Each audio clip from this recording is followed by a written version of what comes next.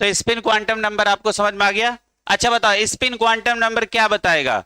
किसी इलेक्ट्रॉन की स्पिन को बताएगा। सबसे पहली बात बताओ, स्पिन क्वांटम नंबर क्या बताएगा? किसी इलेक्ट्रॉन की स्पिन को बताएगा। यहां स्पिन कितने तरीके की होती? दो तरीके की, एक क्लॉकवाइज स्पिन और एक anti clockwise spin. Clockwise spin कैसी होती है? अपवर्ड। एंटी क्लॉक कैसी होती है? डाउनवर्ड। अच्छा, अपवर्ड को आपको दिखाना है तो कैसे स्पिन दिखाओगे? Plus half. और यदि एंटी क्लॉकवाइज स्पिन दिखानी तो कैसे करोगे? Minus half. क्लियर है? अब देखो यहां पे एक नोट करके सवाल बनता है, टोटल स्पिन क्या होती है? टोटल स्पिन इक्वल टू, ये है ये इक्वल टू, तो टोटल स्पिन इक्वल टू का फार्मूला क्या है बताओ बेटा? बहुत जरा ध्यान से देखो, plus minus 1/2 into number of unpaired electron.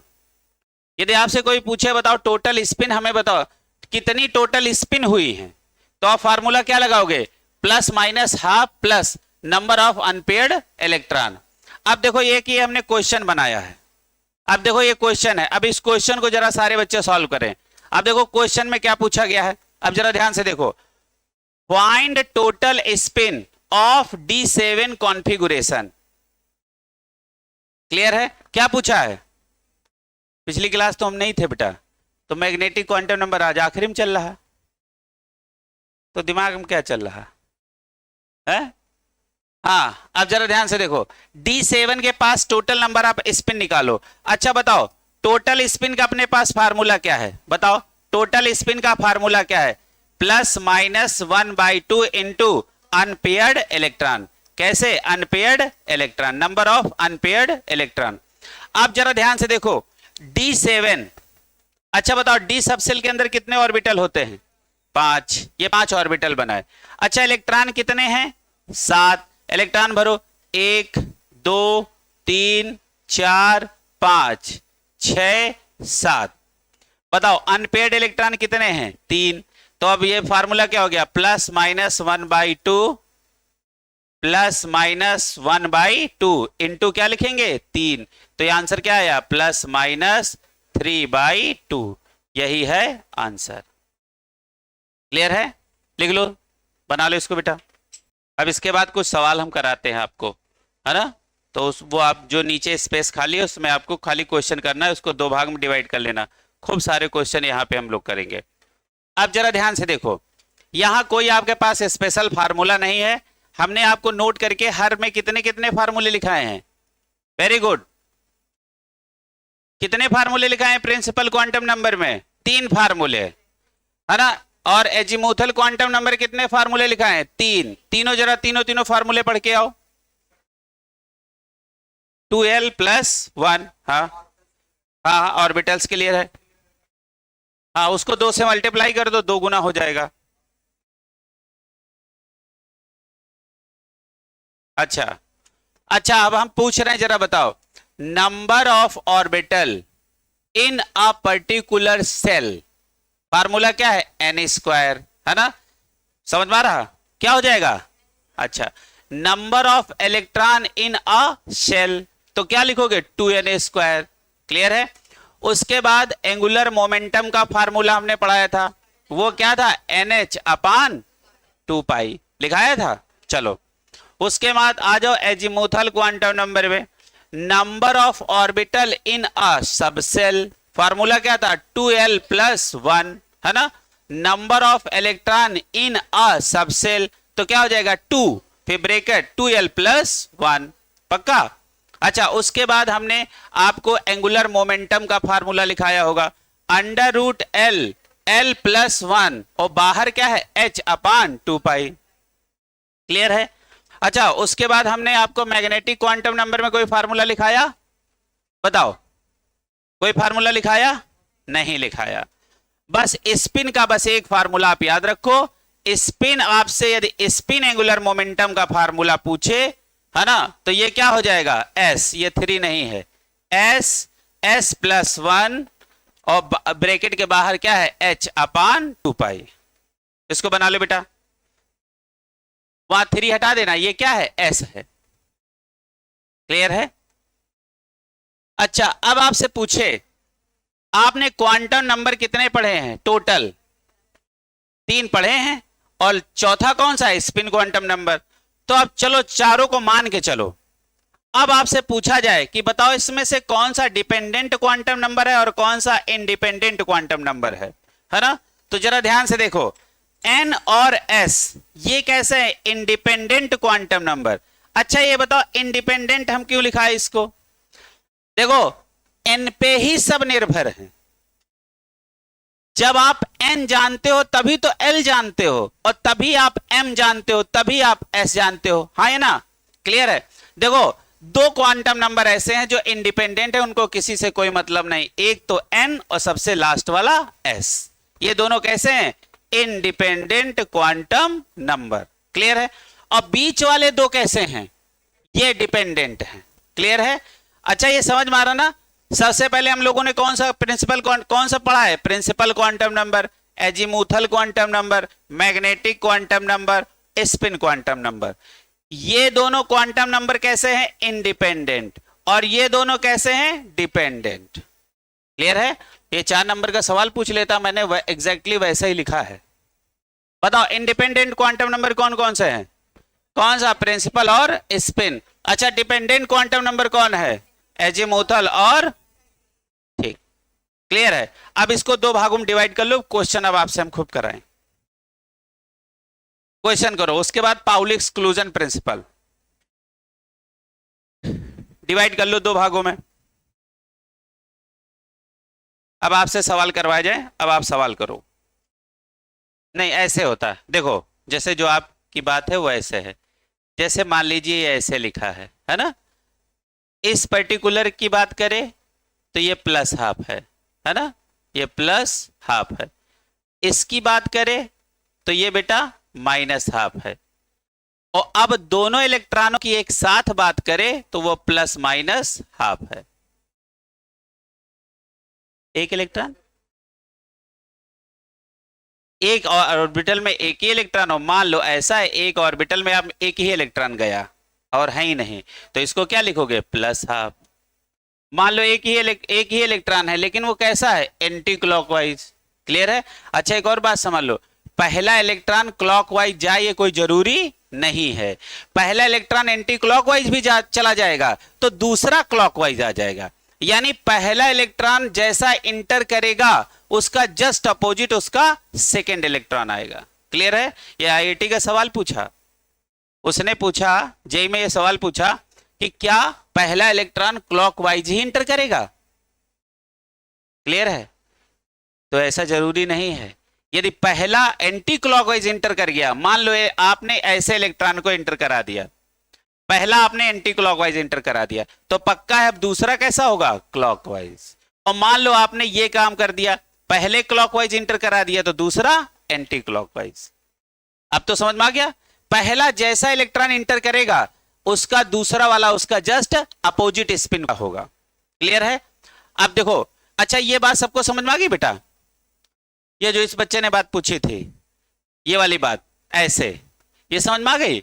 और मान लो किसी ऑर्बिटल के अंदर एक ही इलेक्ट्रॉन पहुंचा, तो अब इसको क्या लिखोगे? +1/2। ठीक है? यहां तुम दो बातें लिख सकते हो। यहां ऐसे लिख सकते हो, जैसे मान लो इसका आपको स्पिन लिखना है तो आप इसको क्या लिख सकते हो? +1/2 कॉमा -1/2 या और +-1/2। दो ऑर्बिटल है, हाँ दो ऑर्बिटल, दो का है 3 बना लो, 4 बना लो, जितने मन करे उतने। 3 में एक ही एक इलेक्ट्रॉन है, ये ऐसे ऐसे ऐसे है तो ये क्या है? +½ कॉमा ये कैसा है? +½ ये कैसा है? +½ तो ये स्पिन क्वांटम नंबर है तो निकले हैं। अभी देखो, अभी करवाते हैं अगला सवाल। काहे को लगाओगे बेटा? जब आपको इलेक्ट्रॉन सामने दिख रहा है तो फार्मूला काहे लगाओगे? कोई मास्टर साहब पढ़ा दिए होंगे, हम नहीं कह रहे हैं कि ऐसा होगा। जब हमको इलेक्ट्रॉन आंख से दिख रहे हैं, टोटल स्पिन का फार्मूला तो ये देखो बताए हैं बेटा, टोटल स्पिन, ये फार्मूला बता रहे थे। देखो टोटल स्पिन इक्वल टू क्या होता है? +-½ और इनटू अनपेयर्ड इलेक्ट्रॉन, यही तो बता रहे थे। क्लियर है? हाँ अब अनपेयर्ड इलेक्ट्रॉन यहां मान लो 3 हो गए, किसी सवाल में 4 भी हो सकते हैं। किसी सवाल में कुछ भी हो सकते हैं। तो अब हम यदि यहां 3 फिक्स कर दें तो गलत नहीं हो जाएगा। जैसे मान लो हमने 3 अनपेयर्ड इलेक्ट्रॉन यहां रख के फिक्स कर दिए, सवाल गलत हो जाएगा। मान लो कहीं कोई और सवाल हो दूसरा, उसमें अनपेयर्ड इलेक्ट्रॉन 2 ही हो और हमने तुमको 3 करके पढ़ा दिए तो बात गलत गड़बड़ हो जाएगी ना। इसलिए हमको तो फ्लेक्सिबल रहना है ना, जितने अनपेयर्ड इलेक्ट्रॉन हो रख लो, है ना। अच्छा बताओ फार्मूला क्या बना, बताओ बेटा। टोटल स्पिन यदि आपको निकालने हैं, टोटल स्पिन आपको निकालने हैं तो फार्मूला क्या लगोगे, +-1/2 और इनटू अनपेयर्ड इलेक्ट्रॉन। जितने आपके पास अनपेयर्ड इलेक्ट्रॉन हो वो उठा के रख दो। क्लियर है, अब तो क्लियर हुआ। अब आगे आ जाओ, कहीं कोई कंफ्यूजन हो पूछ लेना वहीं पे, है ना। चलो अच्छा, अब इसको 2 भागों में डिवाइड करो। अब आप सवाल लगाओगे तो अब आपको पूरी बातें अब समझ में कायदे से आएंगे। लिखो लिखो इफ n इक्वल टू 4, लिखो इफ n इक्वल टू 4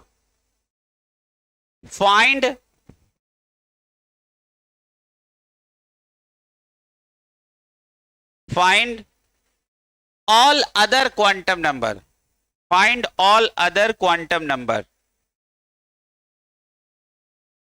यदि n बराबर 4 है तो इसके अलावा आपको सारे क्वांटम नंबर, अब बचे कितने, 3 ही तो बचे। कौन सा, एक एजीमुथल, एक मैग्नेटिक और एक स्पिन। अब निकालो इसको, पेज को 2 भागों में डिवाइड कर लेना बेटा। अब देखो आज आपको ये बात समझ में आएगी कायदे से। अब हम लोग सवाल लगाने पे आए हैं ना, अब देखो समझ में आएगा सवाल। पहले एक बार लगा लो फिर हम आपको बताएं। सवाल आपका ये है, n इक्वल टू 4 है। अच्छा तो l इक्वल टू क्या होगा बेटा, 0, 1, 2 और 3, ये होगा पक्का। अच्छा बताओ m क्या होगा, आप देखो 0 के लिए 0 होगा। अच्छा बताओ 1 के लिए क्या होगा, -1, 0, +1, ये कॉमा लगा लेना। अच्छा 2 के लिए क्या होगा, -2, -1, 0, +1 बेटा +2, ये सब कॉमा करके ऐसे ऐसे लिख लेना। अच्छा बताओ 3 के लिए क्या होगा, देखो -3, -2, -1, -0, +1, +2 और +3। क्लियर है, क्लियर है। बनाते चलो बनाते चलो, और इसको जरूर बना लेना, ये नंबर जरूर ऐसे ऐसे कर लेना। ये आपको करना आना चाहिए, काम आराम से लगाओ, सीखेंगे हम लोग। अच्छा एक बात बताओ, जब हमने आपको शुरुआत में पढ़ाया था तो एक जुगाड़ लिखाया था, NLM, एक जुगाड़ लिखाया था। अच्छा वो जुगाड़ क्या था, N किसके विषय में जानकारी देता है, सेल। अच्छा L किसकी जानकारी देता है, सब सेल। अच्छा M किसकी जानकारी देता है, ऑर्बिटल। पक्का। अच्छा अब जरा ध्यान से देखो, अब बहुत ध्यान से देखो, ये बताओ बेटा ये सारे क्या लिखे हैं, ये सब ऑर्बिटल लिखे हैं, ये सब क्या है, ऑर्बिटल। क्लियर है। अब बहुत ध्यान से देखो बेटा, हमने कहा कि यदि n इक्वल टू 4 है तो बताओ टोटल नंबर ऑफ ऑर्बिटल कितने होंगे। तो आप ऑर्बिटल गिन लो, कितना, 1, 2, 3, 4, 5, 6, 7, 8, 9, 10, 11, 12, 13, 14, 15 और 16। हर एक ये नंबर जानते हो एक ऑर्बिटल रिप्रेजेंट कर रहा है। हर एक नंबर किसको रिप्रेजेंट कर रहा है, एक ऑर्बिटल को। तो बताओ टोटल ऑर्बिटल कितने हैं, 16। क्लियर है। अब जरा ध्यान से देखो, अब यहां लिखना आपको s, क्या लिखना है, s लिख लो। अब s आपको कैसे लिखना है, लिखो, कैसे लिखोगे, कैसा लिखोगे। अब देखो एक ये ऑर्बिटल है और आपको ये तो नहीं पता है ना कि ये क्लॉकवाइज है एंटी क्लॉकवाइज है, यानी एक कंप्लीट ऑर्बिटल के लिए स्पिन कैसे लिखोगे, +-½ कैसे लिखोगे, +-½ इसके लिए क्या लिखोगे, +-½ +-½ अब सबके लिए लिखो +-½ इसके लिए क्या लिखोगे, +-½ इसके लिए क्या लिखोगे, +-½ लिखते हुए चले जाओ, लिखो। यानी हर ऑर्बिटल के पास, हर ऑर्बिटल में कितना इलेक्ट्रॉन मैक्सिमम भर सकते हो, 2, है ना। तो दोनों इलेक्ट्रॉनों को आपको दिखाना है तो कैसे दिखाओगे, +-½ सबके नीचे +-½ लिख लो। अब आपको एक आज बहुत अच्छी जानकारी आपको समझनी है यहाँ पे, क्लियर है? अच्छा वो क्या है ना?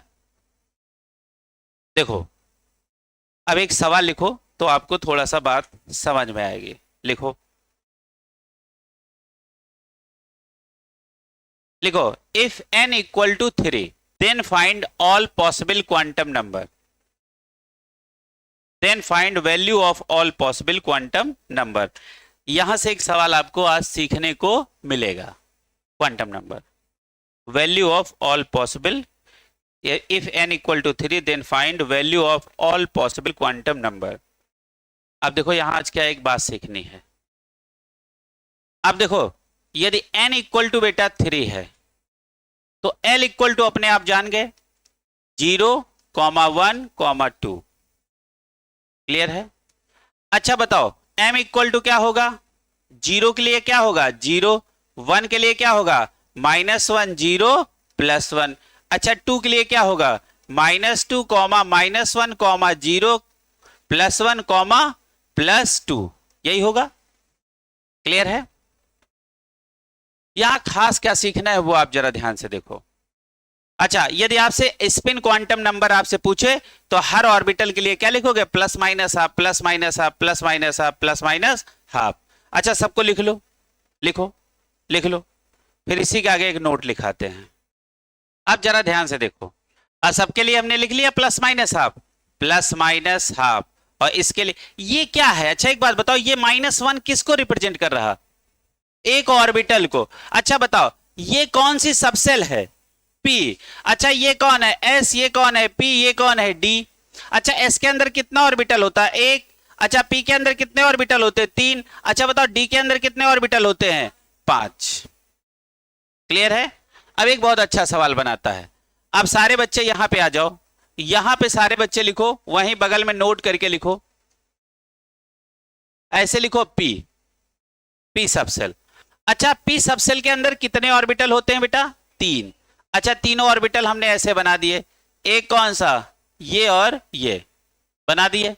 अब देखो यहां पे अच्छा सवाल क्या है, इसको समझो जरा। देखो हमेशा बीच वाला ये PZ होता है, और ये क्या होता है? PX, और ये क्या है? PY। अब मेरी बात को समझना, Z की पोजीशन ऑलवेज फिक्स होती है, चाहे इसको PY कह लो, चाहे इसको PX कह लो, चाहे इसको PX कह लो, चाहे इसको PY कह लो, लेकिन PZ हमेशा बीच वाला ही होगा, सेंटर वाला ही होगा। आपका मन करता आप इसको ऐसे लिखना चाहते हो, आपका मन करता नहीं हम ऐसे नहीं लिखेंगे, हम इसको PY लिखेंगे, लिख लो। आपका मन है इसको हम PX लिखेंगे, लिख लो। लेकिन PZ इसके अलावा आप किसी तीसरे को लिख ही नहीं सकते, हमेशा PZ कौन होगा? ये फिक्स। ये नोट करके एक बात लिखो, ये नोट करके एक बात लिखो। चलो क्वेश्चन लिखो, क्वेश्चन लिखो, डिवाइड कर लेना बेटा, कई कई सारे हम सवाल लगवाएंगे।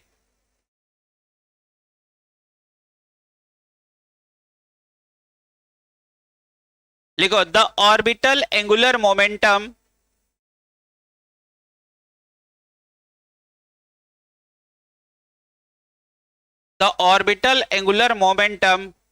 of p electron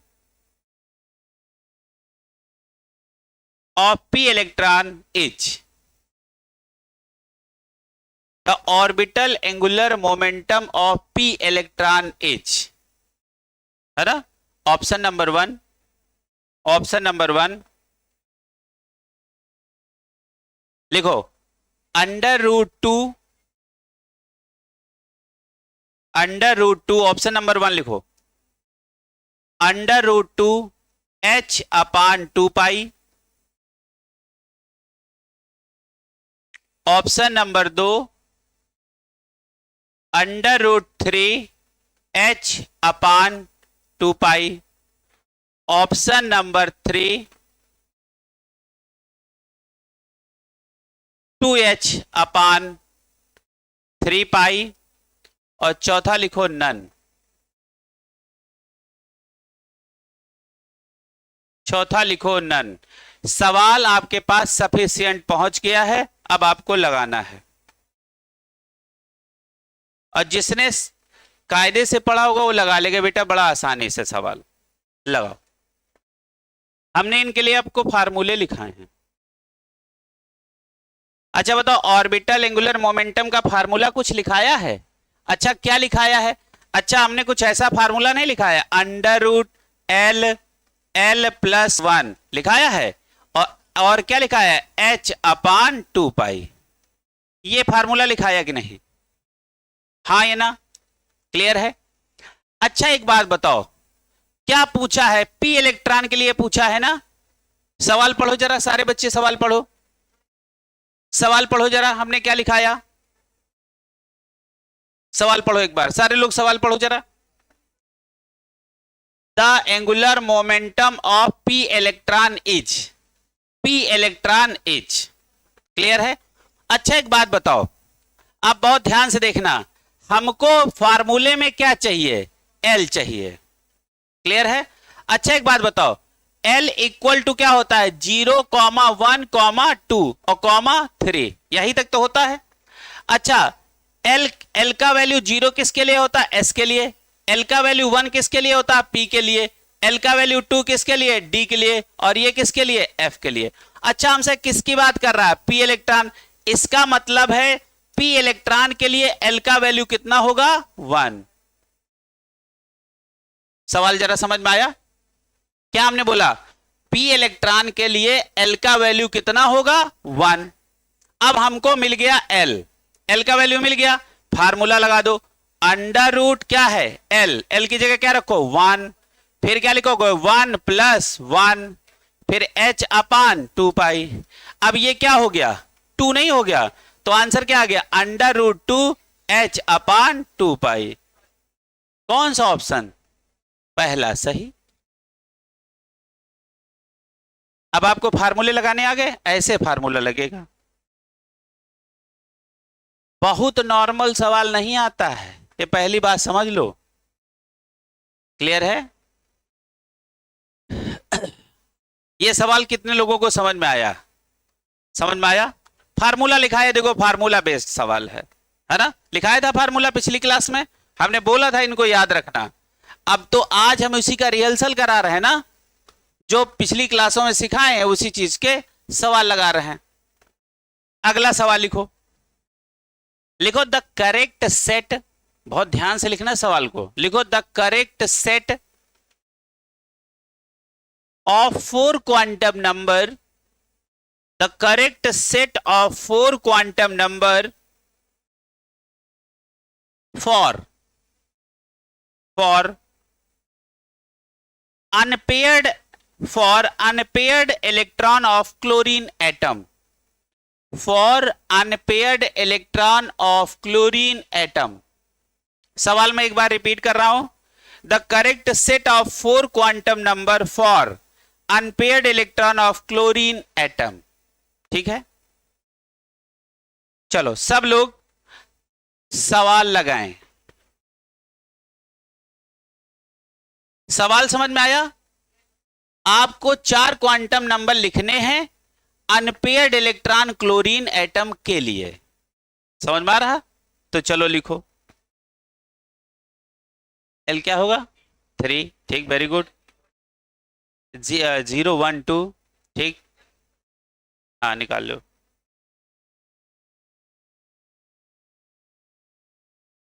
सवाल में फिर से एक बार बोल दूं यदि किसी का ना आया हो, सवाल एक बार और बोल दें, बोल दें सवाल। देखो ये, the correct set of 4 quantum number for unpaired electron of chlorine atom, for unpaired electron of chlorine atom.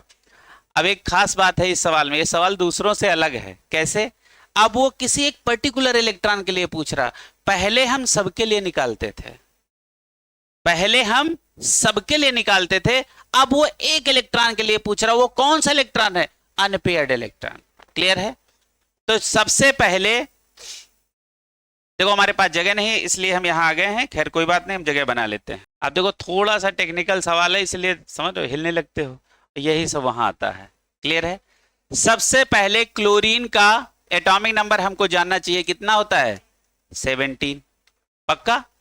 अच्छा, अब 17 का इलेक्ट्रॉनिक कॉन्फ़िगरेशन होगा 1s2 2s2 और 2p 6, 3s2 और 3p 5। क्लियर है? यही तो होता है। अच्छा एक बात बताओ, यहां दोनों इलेक्ट्रॉन पेयर्ड हैं, यहां दोनों इलेक्ट्रॉन पेयर्ड हैं, यहां 6 के 6 इलेक्ट्रॉन पेयर्ड हैं, यहां 2 के 2 इलेक्ट्रॉन पेयर्ड हैं। अनपेयर्ड इलेक्ट्रॉन है तो कहां है? यही तो है। इसका मतलब आपके लिए पूरा इलेक्ट्रॉनिक कॉन्फ़िगरेशन किसी काम का नहीं, आपको इससे मतलब है। इसको निकाल के आप अलग रख लो, 3p5। अब ये जो आगे नंबर लिखा होता यही क्या होता? n। तो n इक्वल टू क्या हो गया? 3। हाँ या ना? सवाल समझ में आ रहा? क्लियर है? अच्छा यदि n, आप देखो n इक्वल टू 3 है तो l इक्वल टू क्या होगा? 1। अब देखो हमने 1 क्यों लिखा? क्योंकि अब फिक्स है, वो किसके लिए बात कर रहा? p के लिए। यदि n इक्वल टू 3 बोल के हम आगे s p d f कुछ ना बोलें, सवाल देखो थोड़ा चेंज हो रहा है। हम कहें कि n इक्वल टू 3 की ऑल पॉसिबल क्वांटम नंबर लिखो, तो आप 0 भी लिखोगे, 1 भी लिखोगे और 2 भी लिखोगे। अब हम सिर्फ हम किसके लिए क्वांटम नंबर जान रहे हैं? 3p5 का क्वांटम नंबर जान रहे हैं। तो 3 क्या है? n। और p क्या है? l। p क्या है? l। और p के लिए l का वैल्यू कितना होता है? 1। तो अब यहां आपको 0 नहीं लिखना, 2 नहीं लिखना, सिर्फ क्या लिखना? 1। क्लियर है? थोड़े से इसीलिए हम कह रहे हैं थोड़े टेक्निकल सवाल लगवा दे।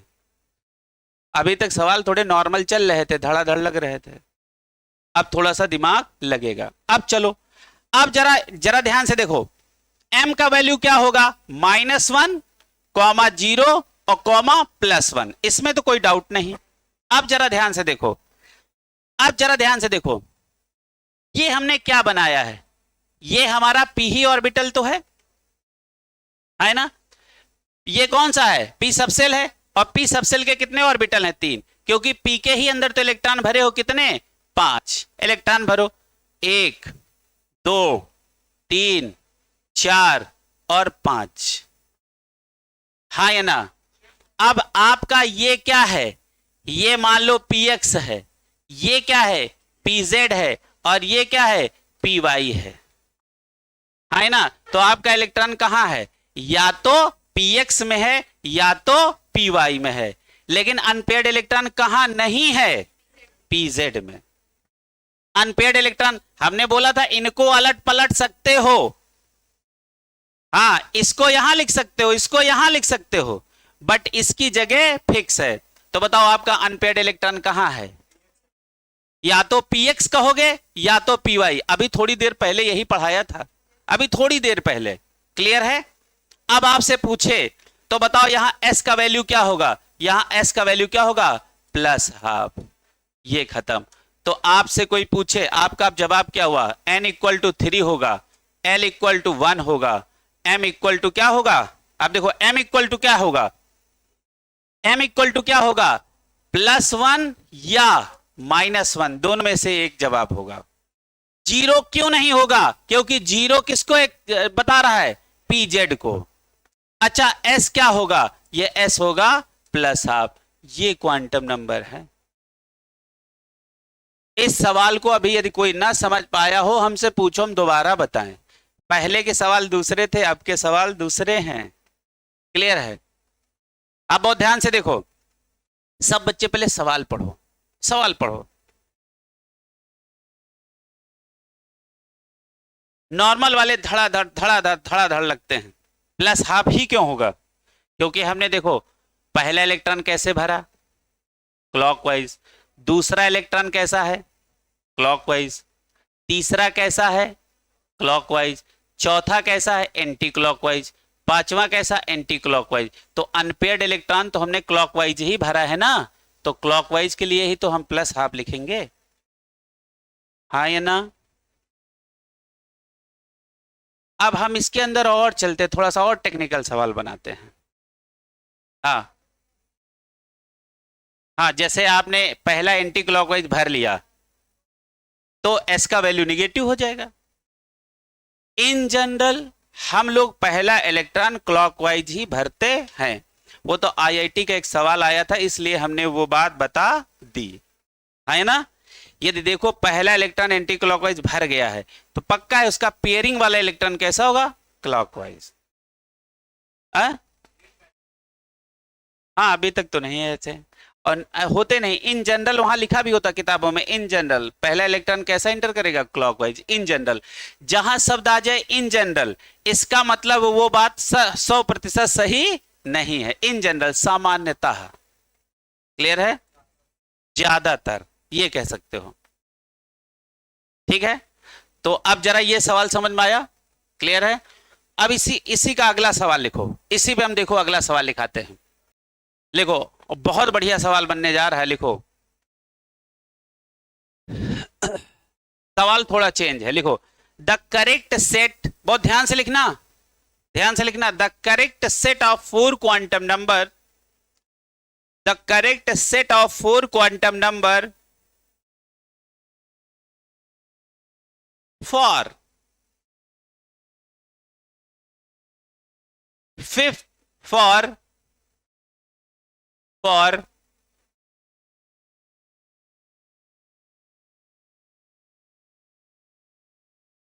for 17th electron of chlorine atom, for 17th electron of chlorine atom। 17th लिखना था, यानी 17वें इलेक्ट्रॉन के लिए मैं पूछ रहा हूं। 17th electron of chlorine atom, 17th 17वें इलेक्ट्रॉन, है ना। सवाल फिर से पढ़ो बेटा, सवाल समझ में आ गया। हमको क्लोरीन एटम के 17वें इलेक्ट्रॉन के लिए चारों क्वांटम नंबर चाहिए। सवाल समझ में आया। अभी लगाओ सवाल और टेक्निकल बनाते सवाल, ये सेम होगा, वेरी गुड, बहुत बढ़िया। इन्होंने कहा सेम होगा,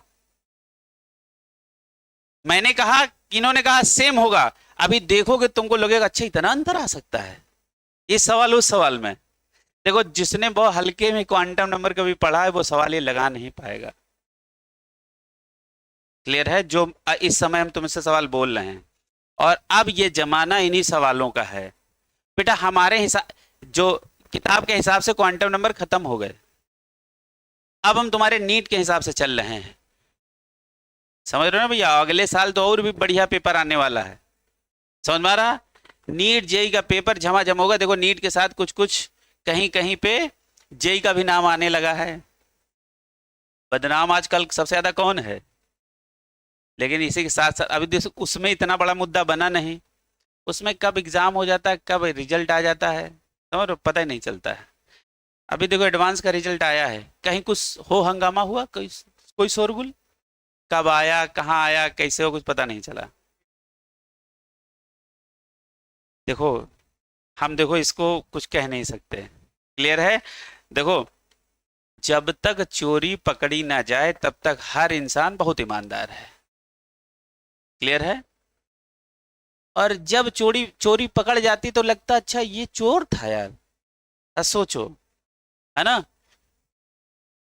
तो एग्जाम कोई पवित्र नहीं है, क्लियर है। अभी देखो हाल ही फिलहाल में एक पेपर रद्द हुआ ना। सोचो क्या समझ के बच्चा तैयारी करे। चीटिंग लेवल चेक हो रहा, एजुकेशन लेवल चेक हो रहा, बच्चा काहे की तैयारी करे, हाउ टू चीट, है ना। तो बहुत काम खराब चल रहा है। कुछ ऐसी योजना बताओ कि पेपर हो उससे चीटिंग ना हो पाए, कुछ ऐसा सोचो मन में सब लोग। हाँ भाई पेपर तुम लोग को कैसे सीट मिलेगी, सोचो जरा। यदि ऐसे चीटिंग होगी तो तुम लोग को, समझ रहे ना। ऐसा कुछ मन में एक विचार लाओ। देखो किसी के मन में भी कुछ भी विचार आ सकता है। देखो पहले पैसे को हम ऐसे लिखते थे, एक आईआईटीएन ने कहा ना ऐसे लिखो, अब देखो यही चल गया।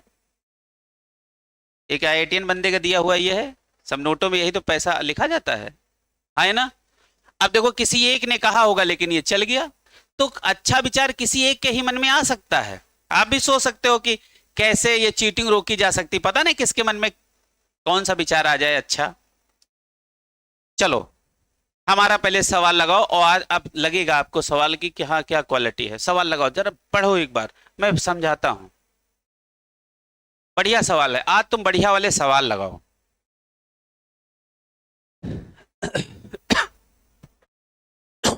अच्छा बताओ, क्लोरीन एटम का एटॉमिक नंबर 17 होता है। हमने 17 इलेक्ट्रॉनिक कॉन्फ़िगरेशन किया, 1s2 2s2 2p6 3s2 3p5। अच्छा 17वां इलेक्ट्रॉन इसी के तो अंदर है ना? 17वां इलेक्ट्रॉन इसी में तो है। सब लोग पहले ध्यान से देखो इधर, 17वां इलेक्ट्रॉन यही है कि नहीं? देखो 2 2 4 6 4 10 2 12, 12 के बाद 5 इलेक्ट्रॉन इसमें, तो 17वां इलेक्ट्रॉन यही तो है। अब इसको आप अलग से लिखो, 3p5 आप अलग से लिख लो। अब आपको इसके लिए चारों क्वांटम नंबर चाहिए। अच्छा बताओ, ये जो पहले लिखा होता है यही क्या होता है? n equal to 3। अच्छा l इक्वल टू क्या होगा? 1। यहां तक तो बात पहले जैसे चली, क्लियर है? अब जरा ध्यान से देखो, m इक्वल टू क्या होगा? -1 0 +1। यहां तक भी बात तुम्हारी पहले जैसे चली। अब ये देखो, ये ऑर्बिटल बटे ये आपका ये है, ये आपका ऑर्बिटल ये है, ये ऑर्बिटल आपका ये है। अच्छा ये इंटरचेंज भी हो सकते हैं, -1 ये हो सकता है, +1 ये भी हो सकता है, लेकिन इसकी पोजीशन कभी नहीं चेंज होगी। अच्छा ये कौन सा ऑर्बिटल है आपका? मान लो ये px है, ये कौन सा है? py। हमने कहा मान लो, हो सकता है आप इसको py मान लो, इसको px, लेकिन pz आपका हमेशा यही होगा। अब जरा देखो, इसमें कितने इलेक्ट्रॉन हैं? 5। भरो, 1 2 3 4 और 5। आपको नहीं लग रहा 17वां इलेक्ट्रॉन आपका ये है? हाँ या ना? ये आपका 17वां इलेक्ट्रॉन है कि नहीं? गिनो जरा, यहां तक 12 हो गए थे, 12 13 14 15 16 17। ये देखो 17वां यही आपका है, कौन सा? 17th electron. हाँ या ना? एक बार और समझो, देखो सवाल घुस के था थोड़ा सा, अभी इसके अंदर और चलते हैं, अभी देखो बीच का निकलवाते हैं। सुनो, आप देखो, आप इसमें पकड़ो 17वां इलेक्ट्रॉन कौन सा है। देखो आप यही तो यहां लिखे हो, यहां तक कितने इलेक्ट्रॉन थे बताओ बेटा?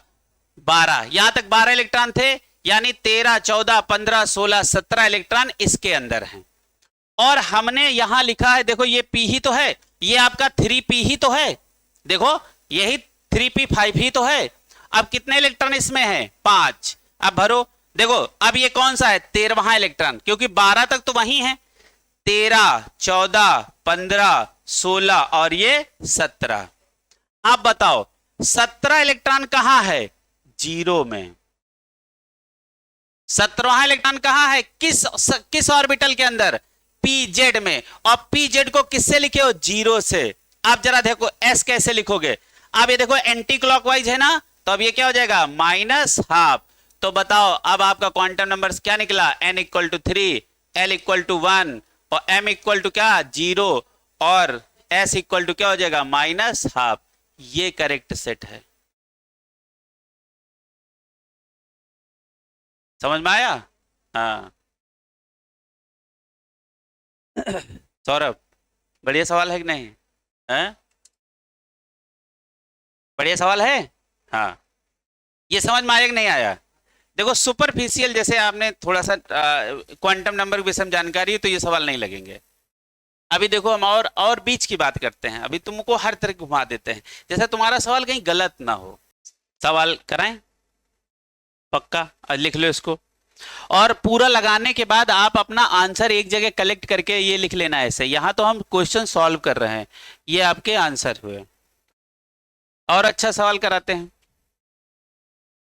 जैसे जिनकी पिछली क्लास छूटी हो, है ना भल्ला,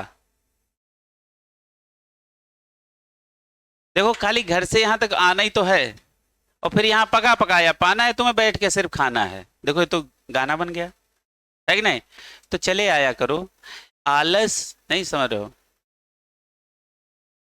संस्कृत में एक श्लोक नहीं है क्या? आलस्यम कुतो विद्या, आलस्यम कुतो धनम, नहीं समझ रहे हो? आलसी को विद्या नहीं आती, और विद्या नहीं आती तो फिर धन भी नहीं आएगा। धन से विद्या नहीं है, विद्या से धन है। क्लियर है? आप अरबपति हो सकता है आप अंगूठे छाप हो, तो आप पैसे से खरीद सकते थे लेकिन खरीद नहीं पाए। तो विद्या से क्या है? धन आएगा। धन से विद्या विद्या नहीं है। अरे यार वो तो करप्शन है, तुम तो कैसी बातें कर रहे हो है ना? चलो अच्छा आगे। अब बढ़िया एकदम सवाल लिखना, और बढ़िया सवाल लिखना। लिखो सवाल की शुरुआत बिल्कुल पहले जैसे लिखो। लिखो the correct set of 4 quantum number, the correct set of 4 quantum number for 9th electron, for 9th electron of chlorine atom, 9th electron of chlorine atom। हाँ, हम कुछ नहीं बोलेंगे, आप अपने मन से करो। और देखो ऐसे एक जगह हमें कलेक्ट करके आंसर बता देना, आप सॉल्व कैसे भी करो। सबके पास समय प्रॉपर हम दे रहे हैं, अपने मन से लगाओ। 9वें इलेक्ट्रॉन के लिए हमें बात करनी है। बताओ बेटा, n इक्वल टू बताओ अपना, तो L बता दो, M बता दो, -1 है ना, -1 या +1, कुछ भी हो सकता दोनों में से, S -12। इनका आंसर ये है, बाकी आप अपना दिमाग लगा के सब लोग करो। ये इनका जवाब है। सही है गलत है तो बात की बात है, हम लोग बाद में देखेंगे। N2L1 M0, अच्छा ठीक, S -12 है ना। अच्छा देखो दूसरे जो जवाब आए हैं, N = 2, L = 1, M = 0 और S = -12। हाँ बताओ बेटा, यानी इस पे हो, है ना। इस पे देखो 2-3 लोग हैं, N2L1 -1, यानी दूसरे वाले पे हो, इस सेट पे, है ना। यानी ये वाला तुम्हारा है ना बेटा, तो ये क्या है? गलत, और ये क्या है? सही। अब सुनो, अब हम लोग सवाल सॉल्व करते हैं। सबसे पहले क्लोरीन एटम का हम टोटल इलेक्ट्रॉनिक कॉन्फ़िगरेशन करते हैं। 1s2, 2s2, 2p6, 3s2 और 3p5, पूरे 17 इलेक्ट्रॉन का इलेक्ट्रॉनिक कॉन्फ़िगरेशन हो गया। अब जरा ध्यान से देखना, अब देखो 17 में से 2 इलेक्ट्रॉन यहां, 2 2 4 यहां इलेक्ट्रॉन है, 5वां 6ठा 7वां 8वां 9वां और 10वां इलेक्ट्रॉन इसमें है। यानी 9th इलेक्ट्रॉन आपको नहीं लग रहा है इसके अंदर है, इसी के अंदर मौजूद है आपका 9th इलेक्ट्रॉन। है टोटल 10, लेकिन 10 के पहले क्या है? 9th electron. क्लियर है? इसका मतलब ये सब आपके लिए बेकार हैं, आपके लिए काम का कौन सा है? ये। तो इसको लिख लो 2p6, अलग से लिख लो। अब ये क्या है? n = क्या हो गया? 2, और L = क्या है? 1, क्योंकि ये बताता है n को और ये बताता है L को, है ना। L के लिए P का वैल्यू क्या होता है? P के लिए L का वैल्यू क्या होता है? 1। अच्छा आप जरा ध्यान से देखो, अब M क्या होगा? -1, 0, +1। अच्छा अब इनको ऑर्बिटल में ऐसे बांट दो। ये देखो, ये आपका -1 है, ये वाला 0 ऑर्बिटल है और ये +1 है। अब आपको देखो कितने इलेक्ट्रॉन यहां भरने? 9। यहां लिखे तो 10 हैं, लेकिन भरने आपको सिर्फ 9। अब जरा ध्यान से देखो, 2 2 4, 4 के बाद कहां शुरू होगा? 5 6 7 8 और ये हो गया 9। अब 9वें, यही आपका कौन सा इलेक्ट्रॉन है? यही है 9th इलेक्ट्रॉन। 9th इलेक्ट्रॉन कहां, किस वाले ऑर्बिटल में बैठा है? 0 में। तो यानी आपके लिए एक सिंगल वैल्यू क्या होगी? 0, ना -1 ना +1, क्या होगा? 0। पक्का? अब देखो S क्या होगा? अब ये एंटी क्लॉकवाइज सिंगल इलेक्ट्रॉन है ना, तो ये क्या होगा? -12। तो आपके आंसर क्या है? N = 2, L = 1, m equal to 0 और s equal to minus half. This is the correct answer.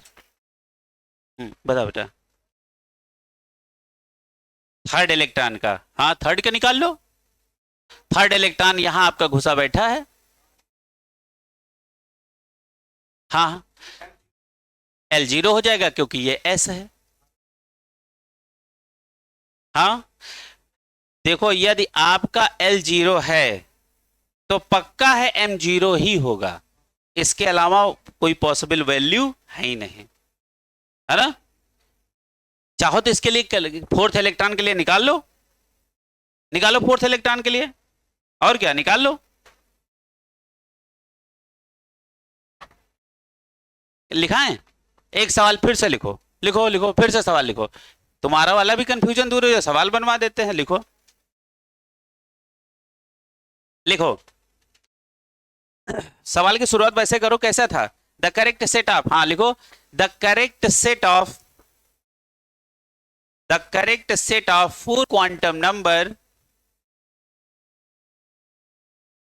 For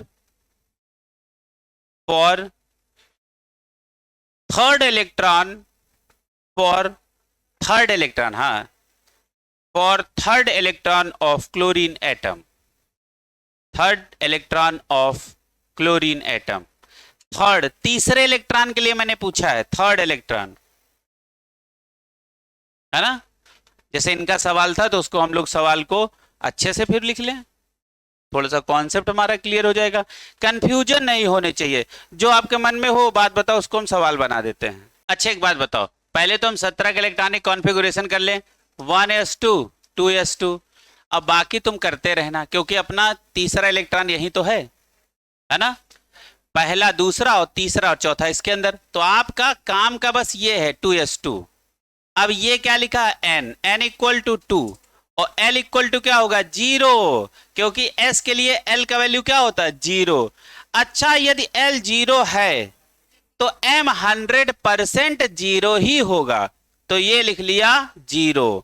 अब आप तीसरा इलेक्ट्रॉन, अच्छा ये कौन है, ये है s में कितना ऑर्बिटल होता है 1, और आप बताओ इसके अंदर कितने इलेक्ट्रॉन है 2, तो कैसे भरोगे, ऐसा और ऐसा।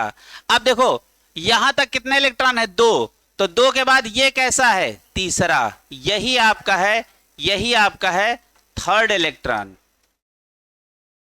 और ये एंटी क्लॉकवाइज ये वाला कौन सा है फोर्थ इलेक्ट्रॉन, थर्ड वाला ये। अच्छा बताओ, चाहे थर्ड के लिए पूछो चाहे फोर्थ के लिए पूछो, दोनों का m का वैल्यू 0 ही होगा, क्लियर हो रहा। अच्छा बताओ, अब s का वैल्यू सिर्फ चेंज होगा, यदि ये क्लॉकवाइज है तो प्लस आप, यदि हम फोर्थ इलेक्ट्रॉन के लिए पूछे होते तो फोर्थ के लिए m का वैल्यू तो 0 ही होता, बट s का वैल्यू -1/2 हो जाता। क्लियर हुई बात है। देखो ऐसे सवाल आ सकते हैं, क्लियर है।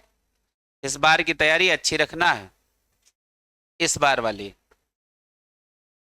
तो बताओ, अब हमको एक जगह यदि आंसर लिखना है तो n equal to 2, l equal to 0, m equal to 0, s equal to +1/2, ये आपके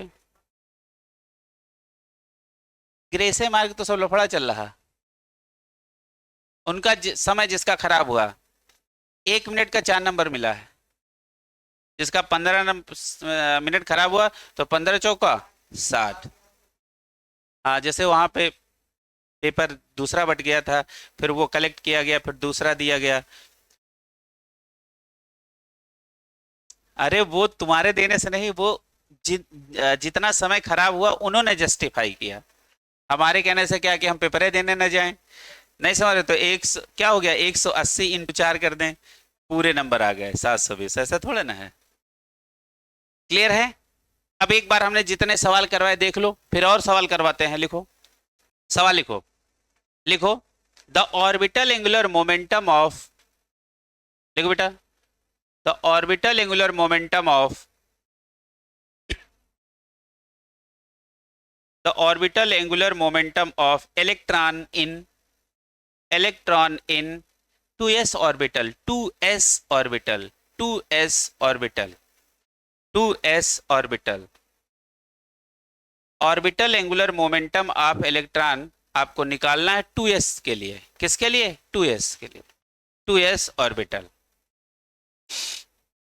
2s ऑर्बिटल। तुम लोग फार्मूला नहीं लिखा है ऑर्बिटल एंगुलर मोमेंटम? क्या फार्मूला होता? l प्लस 1 और h अपान 2 पाई। ये नहीं पढ़ा है क्या? पढ़ाया है। आप जरा ध्यान से देखो, किसके लिए पूछ रहा है? 2s के लिए, है ना। आप देखो ये तो आपका क्या है n इक्वल टू 2, और ये क्या है आपका l क्या हो जाएगा? 0।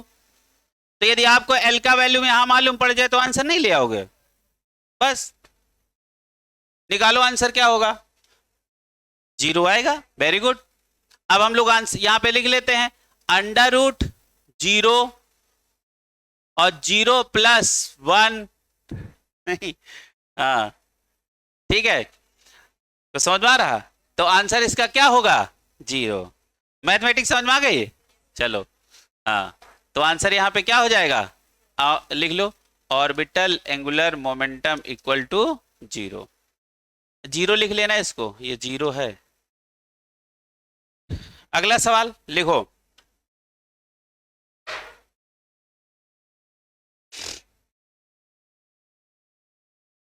लिखो मैक्सिमम, अगला सवाल लिखो।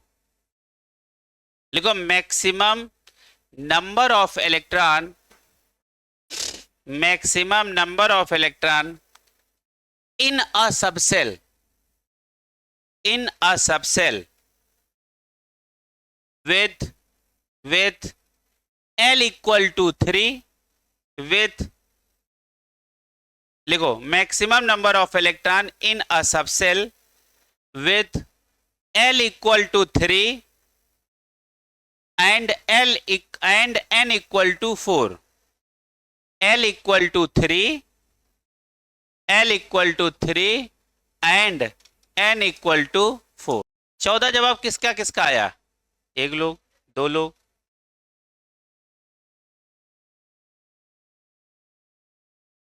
आ गया। Very good. बताओ, नहीं आया। अच्छा एक बात बताओ, यदि l इक्वल टू 3 है तो ये कौन सी सबसेल के विषय में जानकारी दे रहा है? बताओ क्या? f। ऐसे तो लिख दो, n इक्वल टू 4 होता है तो l इक्वल टू क्या होता है? 0, 1, 2, 3। ये कौन है? s। ये किसको बताता है? p।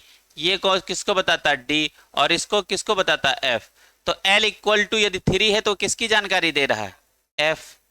और f के अंदर टोटल इलेक्ट्रॉन कितने आते हैं? 14 इलेक्ट्रॉन।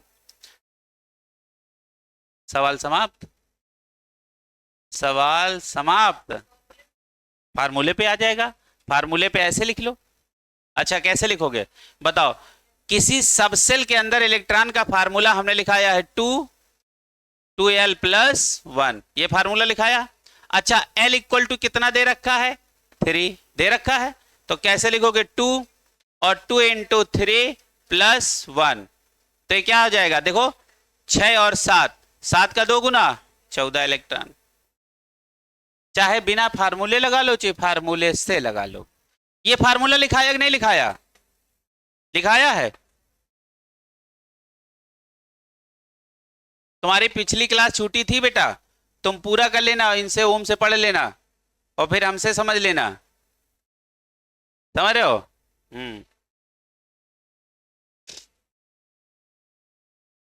चलो अच्छा भैया, अगला एक सवाल हो जाए इसी बात पे, और सुंदर सा सवाल लगाते हैं। लिखो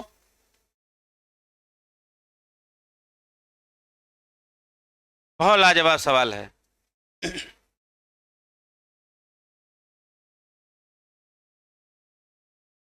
लिखो the correct set of 4 quantum number, the correct set of 4 quantum number of valence electron of valence electron of valence electron of rubidium Rb, rubidium, और इसके आगे इसका लिख लो Z, लिख लो Z। कितना होगा? लिखो कितना होगा 37। हाँ लिख लो, ऐसे लगा ले यार जुगाड़। ये देखो इसका कितना होता है 3, और इसका 11, इसका 19, इसमें 32 जोड़ो, 8 8 18 18 18 जोड़ो। हाँ ज्यादा हो रहा है क्या? नहीं ज्यादा हो रहा हो तो बताओ। इसमें 18 और जोड़ोगे तो क्या हो जाएगा? तो यही तो एटॉमिक नंबर होगा। कंफ्यूजन कहां से हुआ? वैलेंस इलेक्ट्रॉन, जो आपकी सबसे लास्ट वाली सबसेल के इलेक्ट्रॉन जो होते हैं वो वैलेंस इलेक्ट्रॉन होते हैं। हाँ लास्ट वाली सबसेल के इलेक्ट्रॉन क्या होते हैं? Valence electron. Outer most shell electron को क्या बोलते हैं? आउटर मोस्ट सेल इलेक्ट्रॉन वही क्या होते हैं? Valence shell electron. आप देखो अपने पास इलेक्ट्रॉनिक कॉन्फ़िगरेशन किसका करा रहा है? 37 का। 37 का इलेक्ट्रॉनिक कॉन्फ़िगरेशन 1s2 2s2 2 पे 6 3s2 3 पे 6 4s2 और 3d10 है ना, और 4p6 देखो हो गए। हाँ और 5s1 देखो 37 इलेक्ट्रॉन हो गए। सबसे पहले इलेक्ट्रॉनिक कॉन्फ़िगरेशन आना भी जरूरी है बेटा, क्लियर है? हाँ बेटा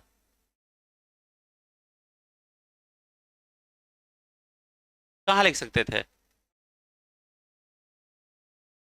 हाँ इसका मतलब आप बहु प्रिंसिपल गड़बड़ है ना। इलेक्ट्रॉन ये भरने का ही तरीका है, ऐसा नहीं हो सकता कि इसके बाद इसमें इलेक्ट्रॉन भर दो अच्छा लग रहा है देखने में 4s के बाद 4p और 3d, तो कौन सा प्रिंसिपल खराब हो जाएगा? Aufbau principle. यदि सब कुछ हमारे हिसाब से चलता तो इन लोगों को क्या जरूरत थी? नहीं समझ रहे हो? हमें हमें तो लगता है सब एस वाले पहले भर लिया जाए, फिर पी वाले, फिर डी वाले, फिर एफ वाले, अपने हिसाब से अकॉर्डिंग टू मी, है कि नहीं? चलो अच्छा आप देखो हमने बोला था इलेक्ट्रॉनिक कॉन्फ़िगरेशन, ये पहले जो नंबर लिखे होते हैं यही क्या होते हैं बताओ बेटा? यही होते हैं शेल। पहली सेल में कितने इलेक्ट्रॉन? 2, और दूसरी सेल में कितने इलेक्ट्रॉन है? 8। तीसरी सेल में कितने इलेक्ट्रॉन है? देखो तीसरा ये, तीसरा और ये, तो ये टोटल तीसरे में कितने इलेक्ट्रॉन है? 18। देखो तीसरा, तीसरा और तीसरा, तीसरे में कितने इलेक्ट्रॉन है? 18। और ये कौन सा देखो चौथे में कितने इलेक्ट्रॉन है? ये चौथा, चौथे में कितने इलेक्ट्रॉन है? 8। और सबसे लास्ट वाला कौन सा है? पांचवा, पांचवें में कितना इलेक्ट्रॉन है? 1। तो जो आपका सबसे आउटर मोस्ट सेल इलेक्ट्रॉन होता है उसी को बोलते हैं वैलेंस सेल इलेक्ट्रॉन। ये हमने बेसिक क्लास में पढ़ाया था, वैलेंस सेल इलेक्ट्रॉन पढ़ाया था। तो ये तो न सोचना कि तुम यही पढ़े थे, ये तो बेसिक वाली क्लास में पढ़ाया था। क्लियर है? तो आपके काम का कौन सा है? ये है सवाल। देखो हमने क्या लिखाया है, अब आपका जो काम का इसमें कॉन्फ़िगरेशन कौन सा है? 5s1। क्लियर है? अब बताओ यहां n इक्वल टू क्या होगा? 5, और s के लिए l का वैल्यू क्या होगा? 0, और m भी क्या हो गया? 0। अच्छा s क्या होगा? एक ही इलेक्ट्रॉन है तो पक्का है क्लॉकवाइज भरा होगा, तो क्या हो जाएगा? +½ यदि गलती से यहां -½ लिख दे तो आप बुरा मत मानना, हो सकता है वो एक इलेक्ट्रॉन है उसको एंटी क्लॉकवाइज भर दिया हो, है ना? Plus minus. अब बताओ बताओ तुम पहले अपनी बात पूछो। पहला इलेक्ट्रॉन ये जरूरी थोड़ा ना है कि क्लॉकवाइज भरा जाए, हो सकता है उसने एक इलेक्ट्रॉन है उसको एंटी क्लॉकवाइज भर दिया हो, कोई टेंशन वाली बात नहीं। तो यहां -½ भी लिख सकता है। ऐसी बातें ना पूछा करो जो पॉसिबल ना हो, नहीं समझ रहे हो? कभी कभी ऐसा ही हो जाता है कि पापा के नाम तो ऑप्शन देने की जरूरत थोड़ा ना है, है? तो कुछ ऐसी बातें होती जो निरर्थक होती हैं। ठीक है? हाँ चलो आगे देखो, चलो आगे अगला सवाल। तो ये करेक्ट सेट हो गया, आगे बढ़ा जाए तो चलो अगला सवाल लिखो, एक धुआंधार सवाल लिखो भैया। अच्छा देखो अब अपने पास अगला क्या है, टॉपिक क्या है, और इसके सवाल लगाना, इसमें अगली क्लास में और बढ़िया सवाल लगवाएंगे ऐसे बोल बोल के।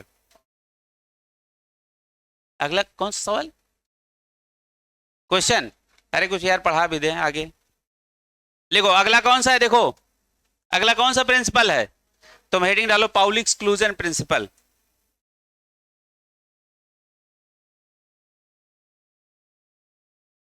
ये चैप्टर तैयार कर लो, फिर इसके हम सब सवाल लगवाएं, सवाल भी हम ही लगवाएंगे, तुम टेंशन कुछ न लो, है ना। और ये आखिरी चैप्टर है जो स्लो चला है, अब समझो ये आराम आराम से चला है, क्लियर है। अब आगे आ जाओ बेटा, पाउली एक्सक्लूजन प्रिंसिपल। अभिषेक एनसीईआरटी ले आओ यार। बहुत बड़ी, अच्छा ये क्या है ये क्या लिखा है, हाँ ये क्या है, सिद्धांत। एक पीएल होता लास्ट में, एक पीएलई होता है, तो हम क्या पढ़ रहे हैं, हाँ, और वो प्रिंसिपल क्या होता है, उसका मतलब होता है मुख्य, प्रमुख, मुख्य। चलो पाउली एक्सक्लूजन प्रिंसिपल वैसे सबको आता होगा, आता है कि नहीं आता है पाउली एक्सक्लूजन प्रिंसिपल। देखो जैसे तुम लोग कभी शादी वादी में गए हो, अब तो लेकिन अब तो वो वाला सिस्टम है नहीं, पहले वाला सिस्टम क्या था, जैसे सब लोग क्या होता था, कुर्सी मेज पे बैठे होते हैं, है ना, टेबल लगी है, चेयर पे बैठे हैं, खाना देने वाला परोसने वाला क्या आता था। अब तो क्या होता, ले ले भगो, है ना, अब तो दूसरा सिस्टम है। तो जैसे मान लीजिए तुम लाइन में 5 लोग बैठे हो, बहुत ध्यान से समझो, साइंस की भाषा में समझो, ऐसे समझो, जैसे तुम एक लाइन में 5 लोग बैठे हो और एक आदमी पूड़ी बांटने आया, तो इधर से पूड़ी बांटना शुरू किया, उसके पास पूड़ियां भी बच गई हैं, तो वो यहां से पूड़ियां देना शुरू नहीं करेगा, फिर वहीं से पूड़ी देना शुरू करेगा जिसको उसने पहला दिया था, बवाल हो जाएगा। पहले से पूड़ी उसको मिली, लास्ट इसको मिली, उसके पास पूड़ियां बच गई, तो इसी से ये पेयरिंग करना नहीं शुरू करेगा। कहां से शुरू करेगा, जिसको ऐसा पूड़ियां छोड़ो, जैसे मान लो रस मलाई है, पूड़ी से नहीं कंफ्यूज हो जाते हो, जैसे 3 लोग लाइन से बैठे हो, तो पहली रसमलाई इसको मिली, फिर इसको मिली, फिर इसको मिली, अब इसके पास अभी रसमलाई बाकी है, तो ये रसमलाई यहीं से देते हुए फिर उल्टा नहीं जाएगा, फिर वहीं शुरू करेगा, ले तुम रसमलाई एक दे दिए थे, एक और, तो ये इनकी पेयरिंग हो गई, यानी एक ऑर्बिटल में 2 इलेक्ट्रॉन भर गए, इसमें भी फिर इनको देगा, फिर इनको देगा, क्लियर है। ऐसे ही हुंड, देखो बेटा पाउली एक्सक्लूजन प्रिंसिपल है ना। अच्छा देखो पाउली एक्सक्लूजन प्रिंसिपल क्या है, देखो 3 रूल एक साथ चलते हैं, एक हुंड, पाउली, है ना, और कौन सा, आपबाउ, ये 3 रूल एक दूसरे से जुड़े हुए रूल हैं, जिसमें से हम लोग कौन सा सबसे पहला पढ़ रहे हैं, पाउली एक्सक्लूजन प्रिंसिपल, ठीक है। हाँ अब इसको समझो जरा, जैसे मान लीजिए कोई एक एटम है, कोई एक एटम है, उस एटम में बहुत सारे इलेक्ट्रॉन होंगे ना, हाँ ना, क्लियर है। तो किसी एक एटम के लिए 2 इलेक्ट्रॉन की, क्या हमने बोला, फिर से बोलो, किसी एक एटम के 2 इलेक्ट्रॉनों की चारों क्वांटम नंबर सेम नहीं होंगे। यदि प्रिंसिपल, एजीमुथल और मैग्नेटिक क्वांटम एक दूसरे से सेम हो भी गई तो कोई बात नहीं, लेकिन 100% उसका स्पिन क्वांटम नंबर दोनों का अलग होगा। इस प्रिंसिपल का नाम क्या है, पाउली एक्सक्लूजन प्रिंसिपल। तो ठीक है, तो चलो तुमको एनसीईआरटी की भाषा लिखवा देता हूं मैं। चलो जो अच्छा पहले हमने बोला है उसको एक बार जरा बोल के हमें सुनाओ बेटा, फिर आगे हम बढ़े। पाउली एक्सक्लूजन प्रिंसिपल हमें समझा दो बेटा। किसी एक एटम के 2 इलेक्ट्रॉन की चारों क्वांटम नंबर, क्वांटम नंबर होता किसका है, इलेक्ट्रॉनिक तो लिखते हो, तो किसी एक एटम के 2 इलेक्ट्रॉन के चारों क्वांटम संख्याएं बराबर नहीं हो सकती हैं। मान लो n l m एक दूसरे की बराबर हो भी गई तो कभी भी s 4th क्वांटम नंबर आपस में बराबर नहीं होगी, क्लियर है। आप जरा ध्यान से देखो इस बात को कैसे समझना है। जैसे अच्छा बताओ, अब बहुत ध्यान से देखना। जैसे अच्छा ये हमने क्या लिखा बताओ, बताओ मैग्नीशियम लिखा। मैग्नीशियम का एटॉमिक नंबर कितना होता है? 12। तो चलो हम भर लेते इलेक्ट्रॉन, 1s2, 2s2, 2 पे 6 और 3s2। इसके लिए हम चारों क्वांटम नंबर निकालने जा रहे हैं। अब देखो डिफरेंस देखो, क्लियर है? अच्छा बताओ अपने लिए आप क्या निकाल के बाहर रख लो, 3s2। अच्छा यहां n का वैल्यू क्या है? 3। l का वैल्यू क्या है? m का वैल्यू क्या है ना? अच्छा s का वैल्यू बता नहीं सकते। आप जरा ध्यान से देखो, आप देखो इसी के अंदर 11वां इलेक्ट्रॉन भी है, 11th इलेक्ट्रॉन भी है और यहीं पे 12th इलेक्ट्रॉन भी है। ये बात कितने लोगों को समझ में आई? पक्का? देखो 2 2 4 6 4 10 इलेक्ट्रॉन यहां तक हैं, 11 और 12 यहां इलेक्ट्रॉन है। तो एक इसमें 11वां इलेक्ट्रॉन है, एक इसमें 12वां है। क्लियर है? यदि हम 11th इलेक्ट्रॉन के लिए लिखें s का वैल्यू तो क्या होगा? -12। ये किसके लिए है? For 11th electron. ये चारों क्वांटम नंबर किसके लिए निकाली हमने? For 11th electron. मैग्नीशियम के 11th इलेक्ट्रॉन की क्वांटम नंबर ये है ना? आप जरा ध्यान से देखो, ये माइनस का हाफ क्यों हुआ है ना? हाँ ठीक। अब देखो, अब यहां पे हम निकालने जा रहे हैं फॉर 12th इलेक्ट्रॉन। अच्छा बताओ n का वैल्यू क्या होगा? 3। l का वैल्यू क्या होगा? 0। m का वैल्यू क्या होगा? 0। और s का वैल्यू क्या होगा? बताओ बेटा। अच्छा यहां पे था ये प्लस हाफ और ये क्या होगा? Minus half.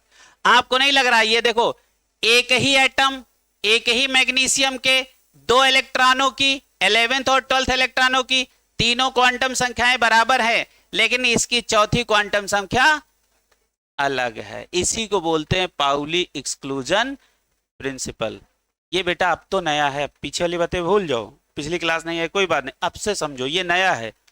ये ना सोचना कि पिछला नहीं आए थे, यहां से नया है। क्लियर है? क्या हमने बोला? किसी एक एटम के, क्या बोला हमने? किसी एक एटम के 2 इलेक्ट्रॉनों की चारों क्वांटम संख्या या चारों क्वांटम नंबर सेम नहीं हो सकते।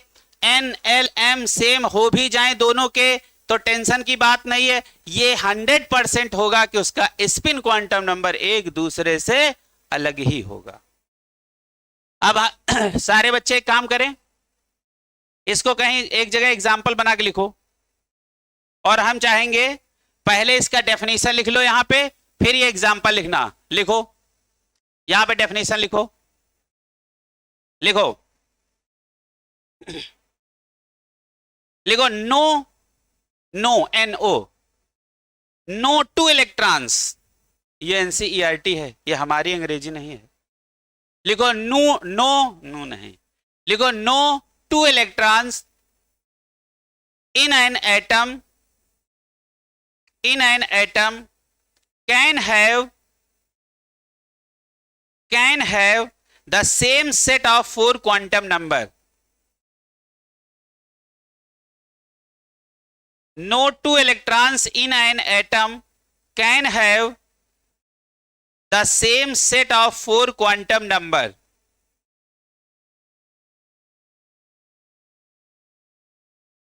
हो गया डेफिनेशन? हो गया डेफिनेशन? अच्छा डेफिनेशन का हिंदी क्या हुआ? ये एनसीईआरटी की भाषा है बेटा, हमारा इसमें इजामार कुछ लगाया है नहीं। किसी एक एटम के 2 इलेक्ट्रॉनों का चारों क्वांटम संख्या बराबर नहीं हो सकता। अच्छा इसके आगे हमने आपको क्या सिखाया? मान लो n l और m सेम हो भी जाए 2 इलेक्ट्रॉनों का, लेकिन s कभी भी सेम नहीं होगा। अब तो समझ में आया बेटा? क्लियर हुआ ना? अब इसके बाद आप ये वाला एग्जाम्पल छापो। अब आपको देखो प्रैक्टिकल करके दिखाया। यहां लिखना फॉर 11th इलेक्ट्रॉन, इसके ऊपर लिखना फॉर 12th इलेक्ट्रॉन। और ये देखो पॉइंट ऑफ डिफरेंस। इनको लिखो बेटा ऐसे ही अगल बगल करके लिखो, कम से कम आपको फील होना चाहिए, है ना? आपको प्रैक्टिकल बात मालूम होनी चाहिए।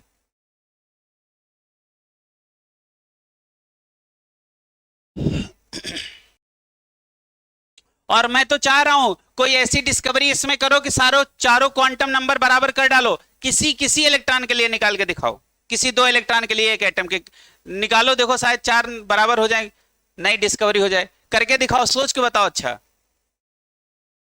क्या यह पॉसिबल है किसी एक एटम के 2 इलेक्ट्रॉनों की चारों क्वांटम संख्याएं बराबर हो जाएं? ये पॉसिबल है? It is not possible. हाँ, NLM बराबर हो सकते हैं, बट S कभी भी बराबर नहीं हो सकता। ये क्या है? इम्पॉसिबल। अब जरा ध्यान से देखो, ये कहानी सबको समझ में आई? अच्छा, ये देखो, हमने पहले बातें पढ़ रखी हैं, कोई इसमें नई बात नहीं है। क्लियर है? अब जरा ध्यान से देखो, अब पहला पॉइंट पाउली एक्सक्लूजन प्रिंसिपल में लिखा है एनी ऑर्बिटल कंटेन मैक्सिमम कितने इलेक्ट्रॉन? 2 इलेक्ट्रॉन। क्या ये नई बात है? किसी एक ऑर्बिटल के अंदर मैक्सिमम कितने इलेक्ट्रॉन रह सकते हैं? 2। बताओ, यहां कोई टेंशन वाली बात नहीं। क्लियर है? लेकिन उन दोनों की स्पिन क्या होगी? अपोजिट होगी। क्लियर है? पक्का? अब जरा ध्यान से देखो, ये एक ऑर्बिटल है, ये देखो, ये ऑर्बिटल है ना, इस ऑर्बिटल में कितने इलेक्ट्रॉन भरे हैं? 2। कितने इलेक्ट्रॉन भरे हैं? 2। अच्छा, ये कैसे हैं? एक दूसरे कैसे हैं? एंटी पैरेलल, यानी इलेक्ट्रॉन भरने का तरीका यही है। क्लियर है? इसके आगे टिक लगा लो, मतलब वो सही लिखा है। क्या एक ही ऑर्बिटल में 2 इलेक्ट्रॉनों की स्पिन सेम हो सकती है? ये क्या है? गलत है।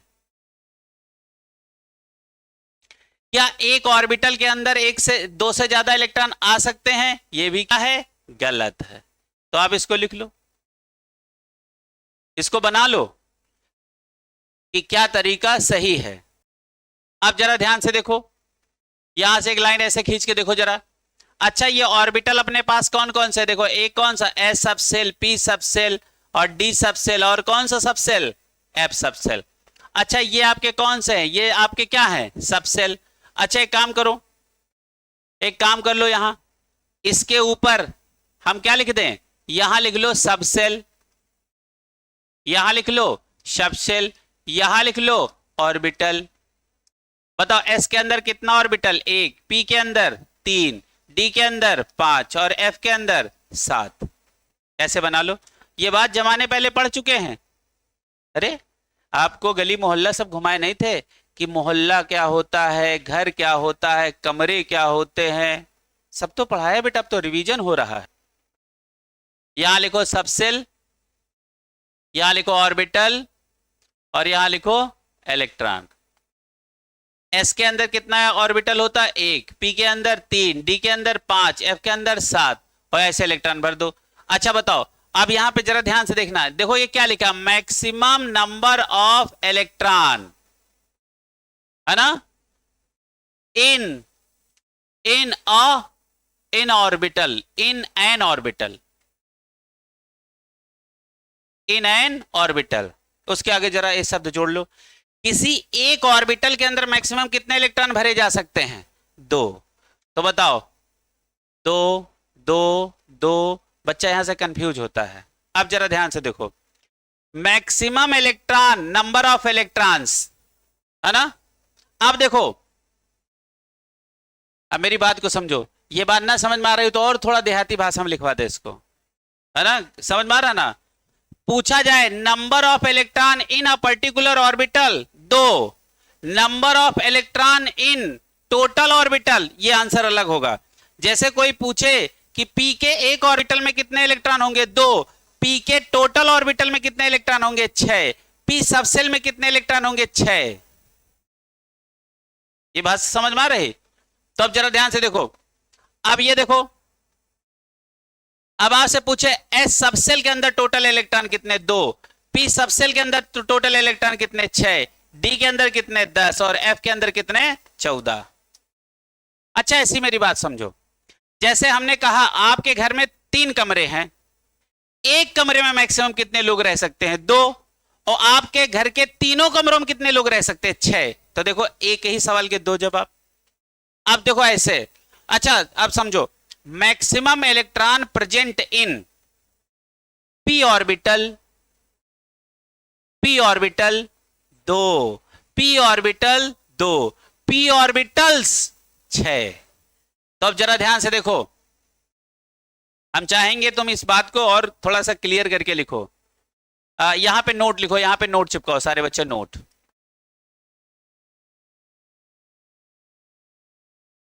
लिखो maximum electron present in, maximum electron present in, maximum electron present in P orbital, P orbital आगे इक्वल टू लिखो 2 इलेक्ट्रॉन। फिर इसके नीचे सेम लाइन लिखो, maximum electron present in P orbitals, यहां एस लगाओ। पहली लाइन हमने क्या लिखा है, maximum electron present in P orbital, तो उसका आंसर होगा 2। फिर हमने उसके नीचे दूसरी लाइन लिखाई, maximum electron present in P orbitals, तो इसका मतलब हम सारे ऑर्बिटल के पी की बात कर रहे हैं, तो इसका आंसर लिखो 6, इसका आंसर लिखो 6। इसके नीचे तीसरी लाइन लिखो, लिखो maximum electron present in P subshell,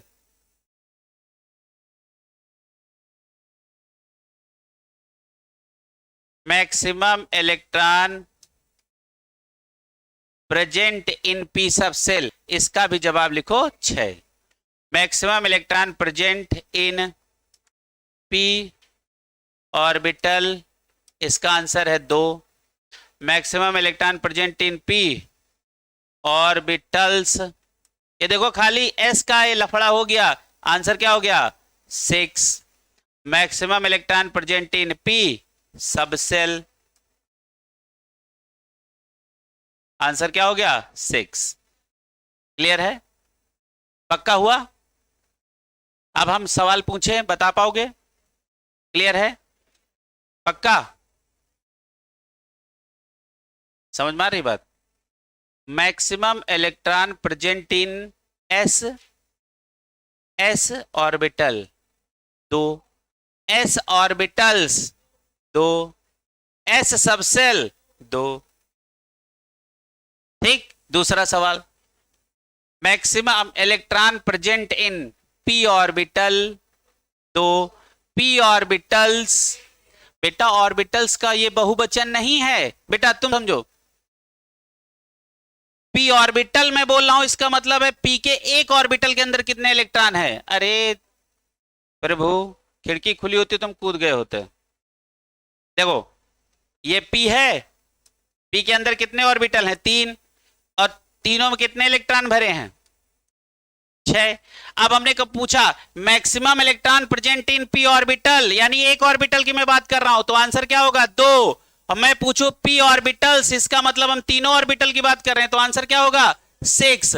अब हमने कहा बताओ पी सबसेल में कितने इलेक्ट्रॉन है, तो जब सबसेल का नाम ले लिया है इट मीन सारे ऑर्बिटल उसके अंदर आ गए हैं, तो आंसर क्या होगा 6।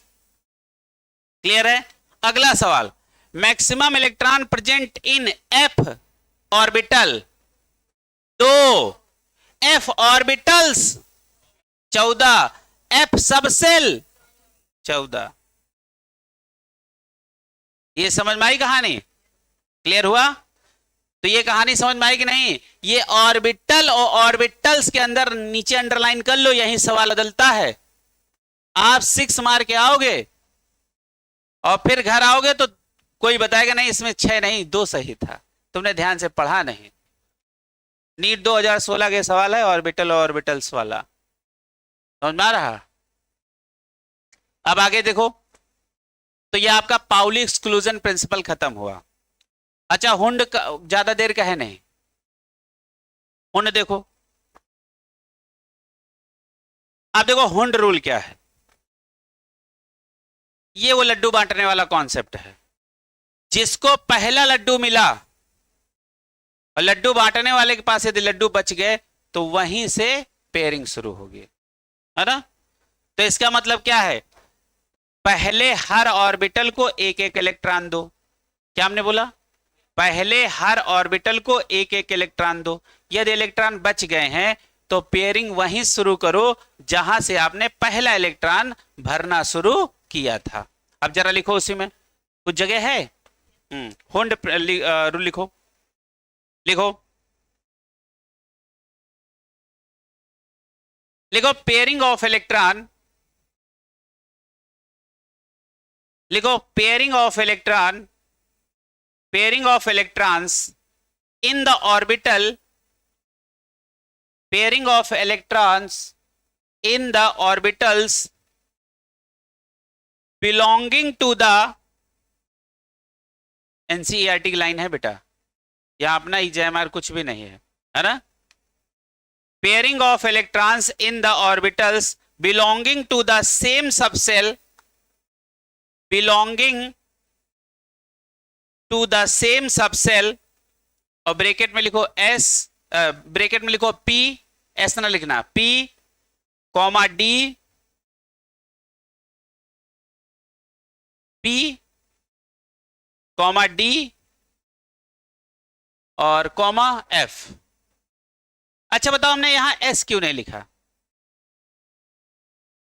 एक ही ऑर्बिटल होता है तो यहां सेम एनर्जी वाला कोई कॉन्सेप्ट होता नहीं है। क्लियर है? अभी ये सेम एनर्जी वाला कॉन्सेप्ट अभी बताएंगे।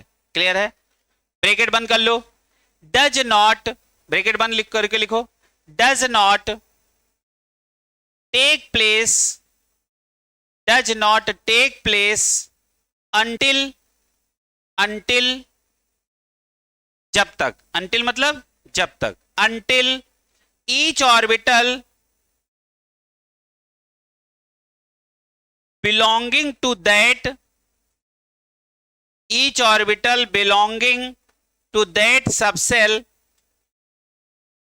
that subcell has got one electron, one electron each, one electron each, that is it is singly occupied, that is it is singly, SINGLY, singly मतलब इकलौता, singly occupied, singly occupied। अब मेरी बात को समझो, अब सारे बच्चे यहां पे ऐसा समझो, देखो ये अपना कौन सा एस सबसेल, ये अपना कौन सा है पी सबसेल, है ना। ऐसे ऐसे करके लिखो तो थोड़ा और समझ में आएगा। ये है एस सबसेल, ये अपना है पी सबसेल, ये अपना है बेटा डी सबसेल। क्लियर है? और ये अपना कौन सा है, 1 2 3 4 5 6, है ना। ये एस सबसेल, ये पी सबसेल, ये डी सबसेल और ये एफ सबसेल। ठीक है? अच्छा बताओ एस सबसेल के अंदर कितने ऑर्बिटल हैं? 1। अच्छा पी के अंदर कितने ऑर्बिटल हैं? हाँ, तो इन तीनों की आपस में एनर्जी क्या होती है? सेम। यहां पे लिखना एनर्जी क्या होती है? सेम।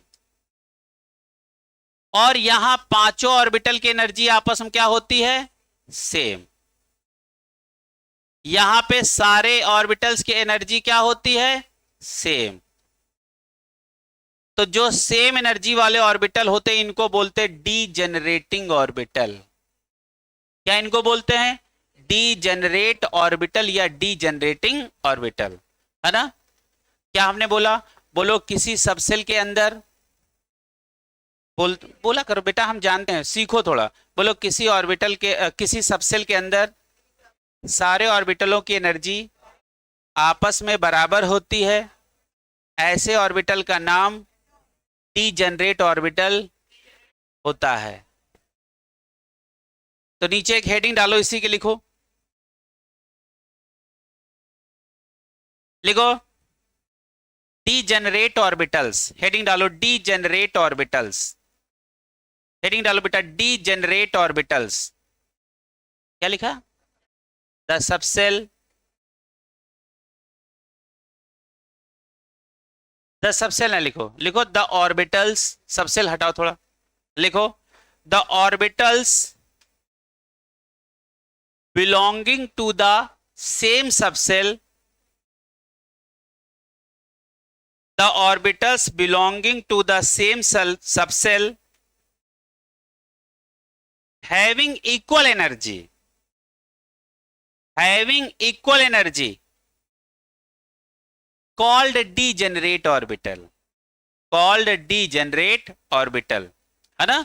अच्छा देखो, हमने कहा इसकी एनर्जी इस ऑर्बिटल के बराबर है, गलत, क्योंकि एक ही सबसेल के ऑर्बिटलों की एनर्जी बराबर होती है। जैसे देखो, इस वाले, ये मान लो ये हमारा px है, ये हमारा pz है, ये हमारा py है, px मान लो इसको, यदि y इसको बना लिया है तो ये pz है। तो px, py और pz की आपस में एनर्जी क्या है, सेम। तो बताओ इनको आपस में हम लोग क्या बोलेंगे, बताओ बेटा, डी जेनरेट ऑर्बिटल, है ना। अब जरा लाइन पढ़ो, जरा लाइन पढ़ो, हमने क्या बोला है, the orbital belonging to the same subshell, मतलब जितने ऑर्बिटल की हम बात कर रहे हैं उनकी सबसेल क्या होनी चाहिए, सेम। यानी p के तीनों ऑर्बिटलों की एनर्जी आपस में बराबर, तो इन्हें बोलेंगे डीजेनरेट ऑर्बिटल, है ना। d के 5 ऑर्बिटल की आपस में एनर्जी एक दूसरे के बराबर, तो इन्हें क्या बोलेंगे आपस में, डीजेनरेट ऑर्बिटल, है ना। तो डीजेनरेट ऑर्बिटल हम लोग किसको बोलेंगे, ऐसे ऑर्बिटल, है ना, जो एक ही सबसेल के हों और उनकी आपस में एनर्जी क्या हो, सेम हो, ऐसे ऑर्बिटल का नाम होता है डीजेनरेट। अच्छा बताओ, ये डीजेनरेट ऑर्बिटल के कॉन्सेप्ट से कौन वंचित रह गया, एस। अच्छा क्यों, आप समझ गए ना। जब किसी एग्जाम में एक ही आदमी बैठा है, टॉपर कौन, समझ रहे हो ना। यदि एक से ज्यादा ऑर्बिटल हो, ये भी नहीं समझ में आया, समझ गए ना। हाँ तो समझने जैसी शकल भी बनाया करो, क्लियर है, कुछ समझ में आया। जैसे 3 ऑर्बिटल हैं तो यहां कंपेयर होगा, 5 ऑर्बिटल हैं तो कंपेयर होगा, 7 ऑर्बिटल हैं तो कंपेयर होगा, जिसमें एक ही ऑर्बिटल है उसमें क्या कंपेयर, है ना। तो बताओ डीजेनरेट ऑर्बिटल वाले कॉन्सेप्ट में कौन नहीं है, कौन है, पक्का, क्लियर है, समझ में आ गया। तो आज के बाद डीजेनरेट ऑर्बिटल का कॉन्सेप्ट समझ में आ गया, एक ही सबसेल के ऐसे सारे ऑर्बिटल जिनकी एनर्जी आपस में, इनका नाम डीजेनरेट ऑर्बिटल होता है। चला एक लाइन और लिख लो, खत्म करो इसको, लिखो भैया, सवाल बोल दूं क्या, लिखो, इसी में अगला पॉइंट लिखो, देखो जगह है कहीं पे, यहां पे लिखो। पहले तो डेफिनेशन लिखा दिया, क्लियर हो गई डेफिनेशन। वो ये देखो, जब आपको अंग्रेजी थोड़ी सी और ऐसी लगे तो समझ लेना वो कहाँ की अंग्रेजी है, एनसीईआरटी की, क्लियर है।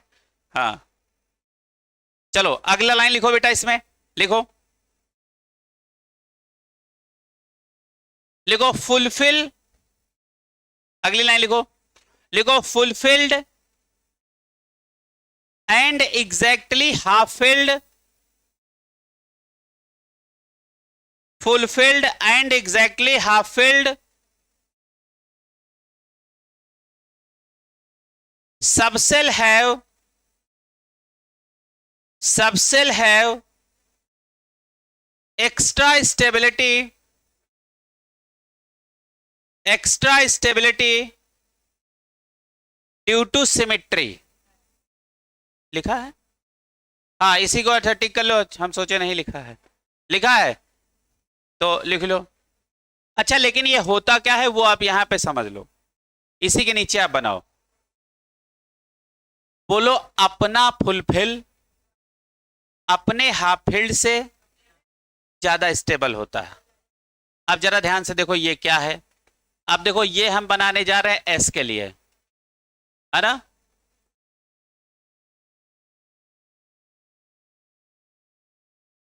ये हम किसके लिए बनाने जा रहे हैं, पी के लिए।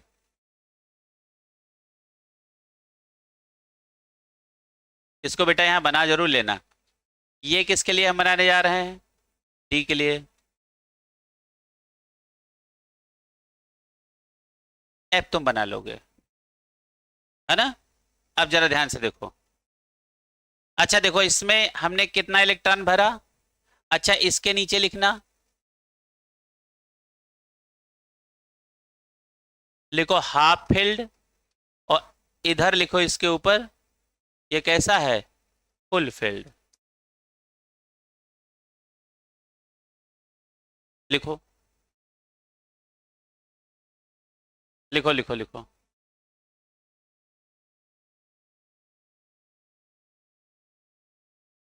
अच्छा देखो, अब ये बताओ फुल फिल्ड हो गया कि नहीं। अच्छा बताओ, ये हाफ फिल्ड है या नहीं। अच्छा ये बताओ फुल फिल्ड है या नहीं, है ना। अच्छा ये बताओ ये हाफ फिल्ड है या नहीं, हाँ या ना।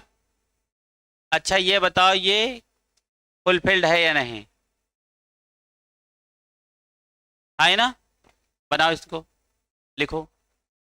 ठीक है, डी में 5 ऑर्बिटल होते, 5 बना दिया, पी में 3 होते, 3 बना दिया। अच्छा एक बात बताओ, ये आपको नहीं लग रहा है ये S1 लिखा है, ये S1 लिखा है। आपको नहीं लग रहा है ये S2 लिखा है।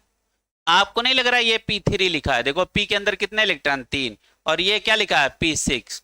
ये क्या लिखा है D5। ये क्या लिखा है D10, है ना। अब आपसे कोई पूछे स्टेबिलिटी हमें बताओ, स्टेबिलिटी बताओ, तो क्या लिखोगे। फुल फील्ड ज्यादा स्टेबल होंगे किससे, हाफ फील्ड से। तो बताओ S2 more stable then S1, P6 more stable then P3, D10 more stable then D5, है ना। और F14 more stable then F7, हाँ या ना। क्लियर है। हमने क्या बोला, अपना फुलफिल अपने हाफ फिल से ज्यादा स्टेबल, यही तो सिखाया। अब कोई कहे इसमें इसमें तो तुलना नहीं हो पाएगी। हमेशा जब भी आपसे पूछेगा वो सेम में पूछेगा। यदि इसकी तुलना इससे कराई जाए तो वहां N+L रूल लगाना पड़ेगा। कौन सा रूल, N+L रूल। हाँ अभी आप बहु प्रिंसिपल में पढ़ोगे, N+L डायरेक्टली प्रोपोर्शनल एनर्जी। बताओ इधर लच पूछो हमसे। ओम तुम बताओ क्या पूछ रहे थे, बताओ बताओ क्या। हाँ सही सही लिखना। अच्छा ये स्टेबिलिटी ऑर्डर आपको आ गया, है ना। अब इसी के नीचे एक सवाल लिखो, लिखो।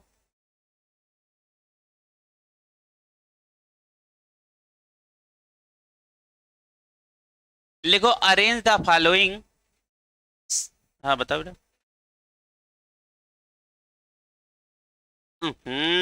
अच्छा ये बात थी। अच्छा यहाँ पी की जगह डी, डी की जगह कौन आ गया था, पी। अच्छा कितने लोग पी ही लिख लिए थे। सुप्तावस्था में ना लिखना, मान लो यहाँ प्रिंटिंग थोड़ी गड़बड़ हो गई हो, है ना। हाँ प्रोसेसिंग सही हुई कि नहीं हुई, है ना। अच्छा यही तुमसे बता रहा होगा ना, वहां देखो पी लिख गया। ठीक है, अरे बता दिया करो ऐसी कोई बात हो। तो ये कहानी सबको समझ में आ गई। अब एक सवाल लिखो, लिखो arrange the following, arrange the following in decreasing order of their stability. Arrange the following, arrange the following in decreasing order of their stability. Their stability, decreasing order of their stability. वहां लिखो, लिखो P2, P3, P6। इनको आपका stability का decreasing order बनाना है। सबसे ज्यादा कौन स्टेबल होगा, P6, P6 के बाद P3, P3 के बाद P2। लो स्टेबिलिटी ऑर्डर बन गया। इसको फॉलो कर लेना, किसको, इसको। पहले फुलफिल्ड लिखना, फिर हाफ फिल्ड लिखना, बाकी जो बचे वो बाद में लिखना, जो बचे उसे बाद में लिखना। क्लियर है। अब आगे आ जाओ बेटा। अब देखो, अब धीरे से आगे आप बाऊ, और आप बाऊ के बाद देखो, आप बाऊ के बाद देखो, निपट गया, बस खत्म। ठीक है, ये आज ही खत्म हो जाता, या तुम्हें सवाल वाल ना लगवाते वहां, तो सब निपट गया था। क्लियर है। अब जरा ध्यान से देखो, आप देखो दूसरी बात, हुंड रूल देखो क्या है, pairing of electron, pairing of electron in N orbital of same subshell, subshell क्या हो, same subshell, does not take place until each orbital is occupied by single electron. अभी जो अंग्रेजी में आपको पहले लिखाए थे वही थोड़ा सा सरल भाषा में लिखा है, डेफिनेशन आपको अभी लिखाई थी, है ना। अच्छा देखो, बहुत जरा ध्यान से देखो, जैसे मान लो आपको P7 इलेक्ट्रॉन भरने हैं, P में कितने इलेक्ट्रॉन भरने हैं 7। अच्छा तो देखो ये हटा लेना, इसको काट देना, ये नहीं है, लिखो इसको काट दो। अच्छा नहीं काटो ना, वो ऊपर वाला खिसक के लिखा है, खिसक के लिखना समझ रहे हो, ये है, ये है, ये है, नहीं समझे, ये 1s2 है, ये 2s2 है और ये 2p3 है, ऐसे कर लो 1s2 2s2 2p3, यही तो है ना। अच्छा बताओ नाइट्रोजन का एटॉमिक नंबर कितना है 7, है ना, तो इलेक्ट्रॉनिक कॉन्फ़िगरेशन क्या होगा 1s2 2s2 2p3, यही तो होगा। अच्छा बताओ एस में कितने इलेक्ट्रॉन भरे हैं 2, एक क्लॉकवाइज एक एंटी क्लॉकवाइज, और दूसरे वाले एस में कितने इलेक्ट्रॉन भरे हैं 2, और दूसरे वाले पी में के इलेक्ट्रॉन कितने भरे हैं 3। क्लियर है। अब जरा ध्यान से देखो, यदि यहां इलेक्ट्रॉन 4 होते तो हम लोग पेयरिंग यहीं शुरू करते, क्लियर है, लेकिन यहां कितने इलेक्ट्रॉन है 3, तो एक एक इलेक्ट्रॉन दिया और हमारे पास इलेक्ट्रॉन हो गए खत्म, क्लियर है, तो पेयरिंग रुक गई। अब जरा यहां पे दूसरा सवाल लिखो जिसमें पेयरिंग तुमको करना है, लिखो। अब देखो जैसे ये क्या लिखा क्लोरीन, ये 17, इलेक्ट्रॉनिक कॉन्फ़िगरेशन करो 1s2 2s2 2p6 3s2 3p6 4s2, ज्यादा हो गया क्या, 6 4 10 2 12, हाँ, और 12 और 5 17, देखो 17 हो गया, है ना। अच्छा देखो इस 1s में 2 इलेक्ट्रॉन पेयरिंग में है कि नहीं, इसमें भी 2 इलेक्ट्रॉन पेयरिंग में है या नहीं।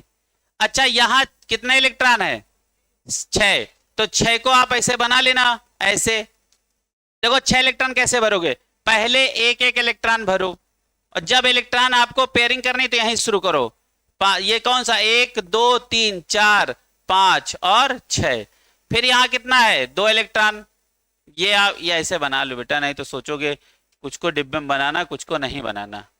अब ये वाला देखो कैसे बनाना, कितने इलेक्ट्रॉन है बेटा 5, 1 2 3 4 और 5, इलेक्ट्रॉन भरना आ गया हुंड रूल से। अच्छा हुंड रूल क्या कहता है, पहले हर ऑर्बिटल के पास एक एक इलेक्ट्रॉन भरो, इलेक्ट्रॉन यदि आपके पास बच जाएं तो उसकी पेयरिंग वहीं से शुरू करो जहां आपने पहला इलेक्ट्रॉन दिया था, है ना।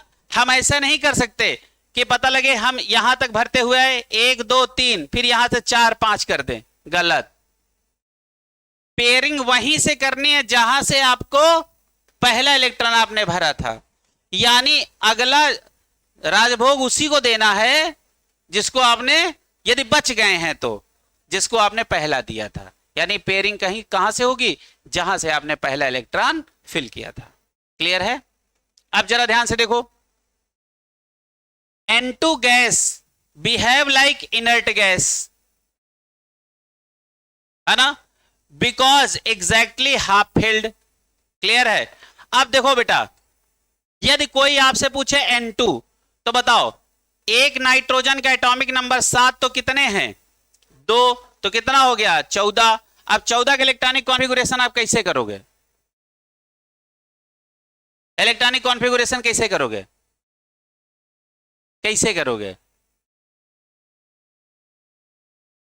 आप एटॉमिक ऑर्बिटल पढ़ रहे हो, आप मॉलिक्यूलर ऑर्बिटल नहीं पढ़ रहे हो। उसका इलेक्ट्रॉनिक कॉन्फ़िगरेशन करने के लिए है sigma 1s sigma 1s star, clear है, वो अलग बात हो गई, क्लियर है। अभी आप कौन सा इलेक्ट्रॉनिक आप कौन सा पढ़ रहे हो, अभी अभी आप एटम का इलेक्ट्रॉनिक कॉन्फ़िगरेशन पढ़ रहे हो, मॉलिक्यूल का इलेक्ट्रॉनिक कॉन्फ़िगरेशन पढ़ने के लिए आपको मॉलिक्यूलर ऑर्बिटल थ्योरी पढ़नी पड़ेगी। अब जरा ध्यान से देखो, अब बहुत ध्यान से देखो, इस वाली लाइन को याद रखना, ये आपको कहां पढ़ाएंगे, कहां पढ़ाएंगे, केमिकल मॉर्निंग चैप्टर में, क्लियर है। अब जरा ध्यान से देखो, इसको जरा एक गोले में बंद करो, इतना ये अलग चीज है, वो अलग बात है, ये अलग बात है। आपको नहीं लग रहा दिस ऑर्बिटल डायग्राम वायलेट, ये और वायलेट करना मतलब क्या था, उल्लंघन करना, जो नियम को ना माने उसे, इसका मतलब क्या है, वायलेशन या वायलेट। क्लियर है। अब देखो ये कैसे गड़बड़ हुआ, एक ही ऑर्बिटल में दोनों इलेक्ट्रॉन एक ही डायरेक्शन में भरे जा सकते हैं, गलत। यदि एक पेयर्ड हो और लास्ट में इलेक्ट्रॉन आ जाए, बीच में अनपेयर्ड हो, ये भी गलत। पहले इसमें भरते फिर इसमें भरते तब तो यहां आते। अच्छा अब यहां जरा ध्यान से देखो, यहां पेयर्ड है और ये पूरा खाली पड़ा, क्या ये सही है? तो ये क्या कर रहा है, वायलेट, मतलब आपके हुंड रूल का ये उल्लंघन कर रहा है, दैट इज वायलेट। क्लियर है, कुछ समझ में आ गया? अच्छा क्या होता, एक इलेक्ट्रॉन यहां एक यहां एक यहां होता तो ये सही था। क्लियर है, ये समझ में आ रहा? तो कहानी समझ में आई। अब आपका ये बच्चा आप बहु प्रिंसिपल, और ये देखो वो वाली N+L रूल, ये बहुत बढ़िया सवाल बनेगा इससे। क्लियर है। और हमने कितने सवाल आपको लगाने के लिए दिए थे, 16 सबके लग गए, सबके लग गए। अगली क्लास में लाओ बेटा दिखा, वो बुकलेट कहां गई क्वेश्चन वाली, सब लोग 25 सवाल लगा के आएंगे, टोटल 25।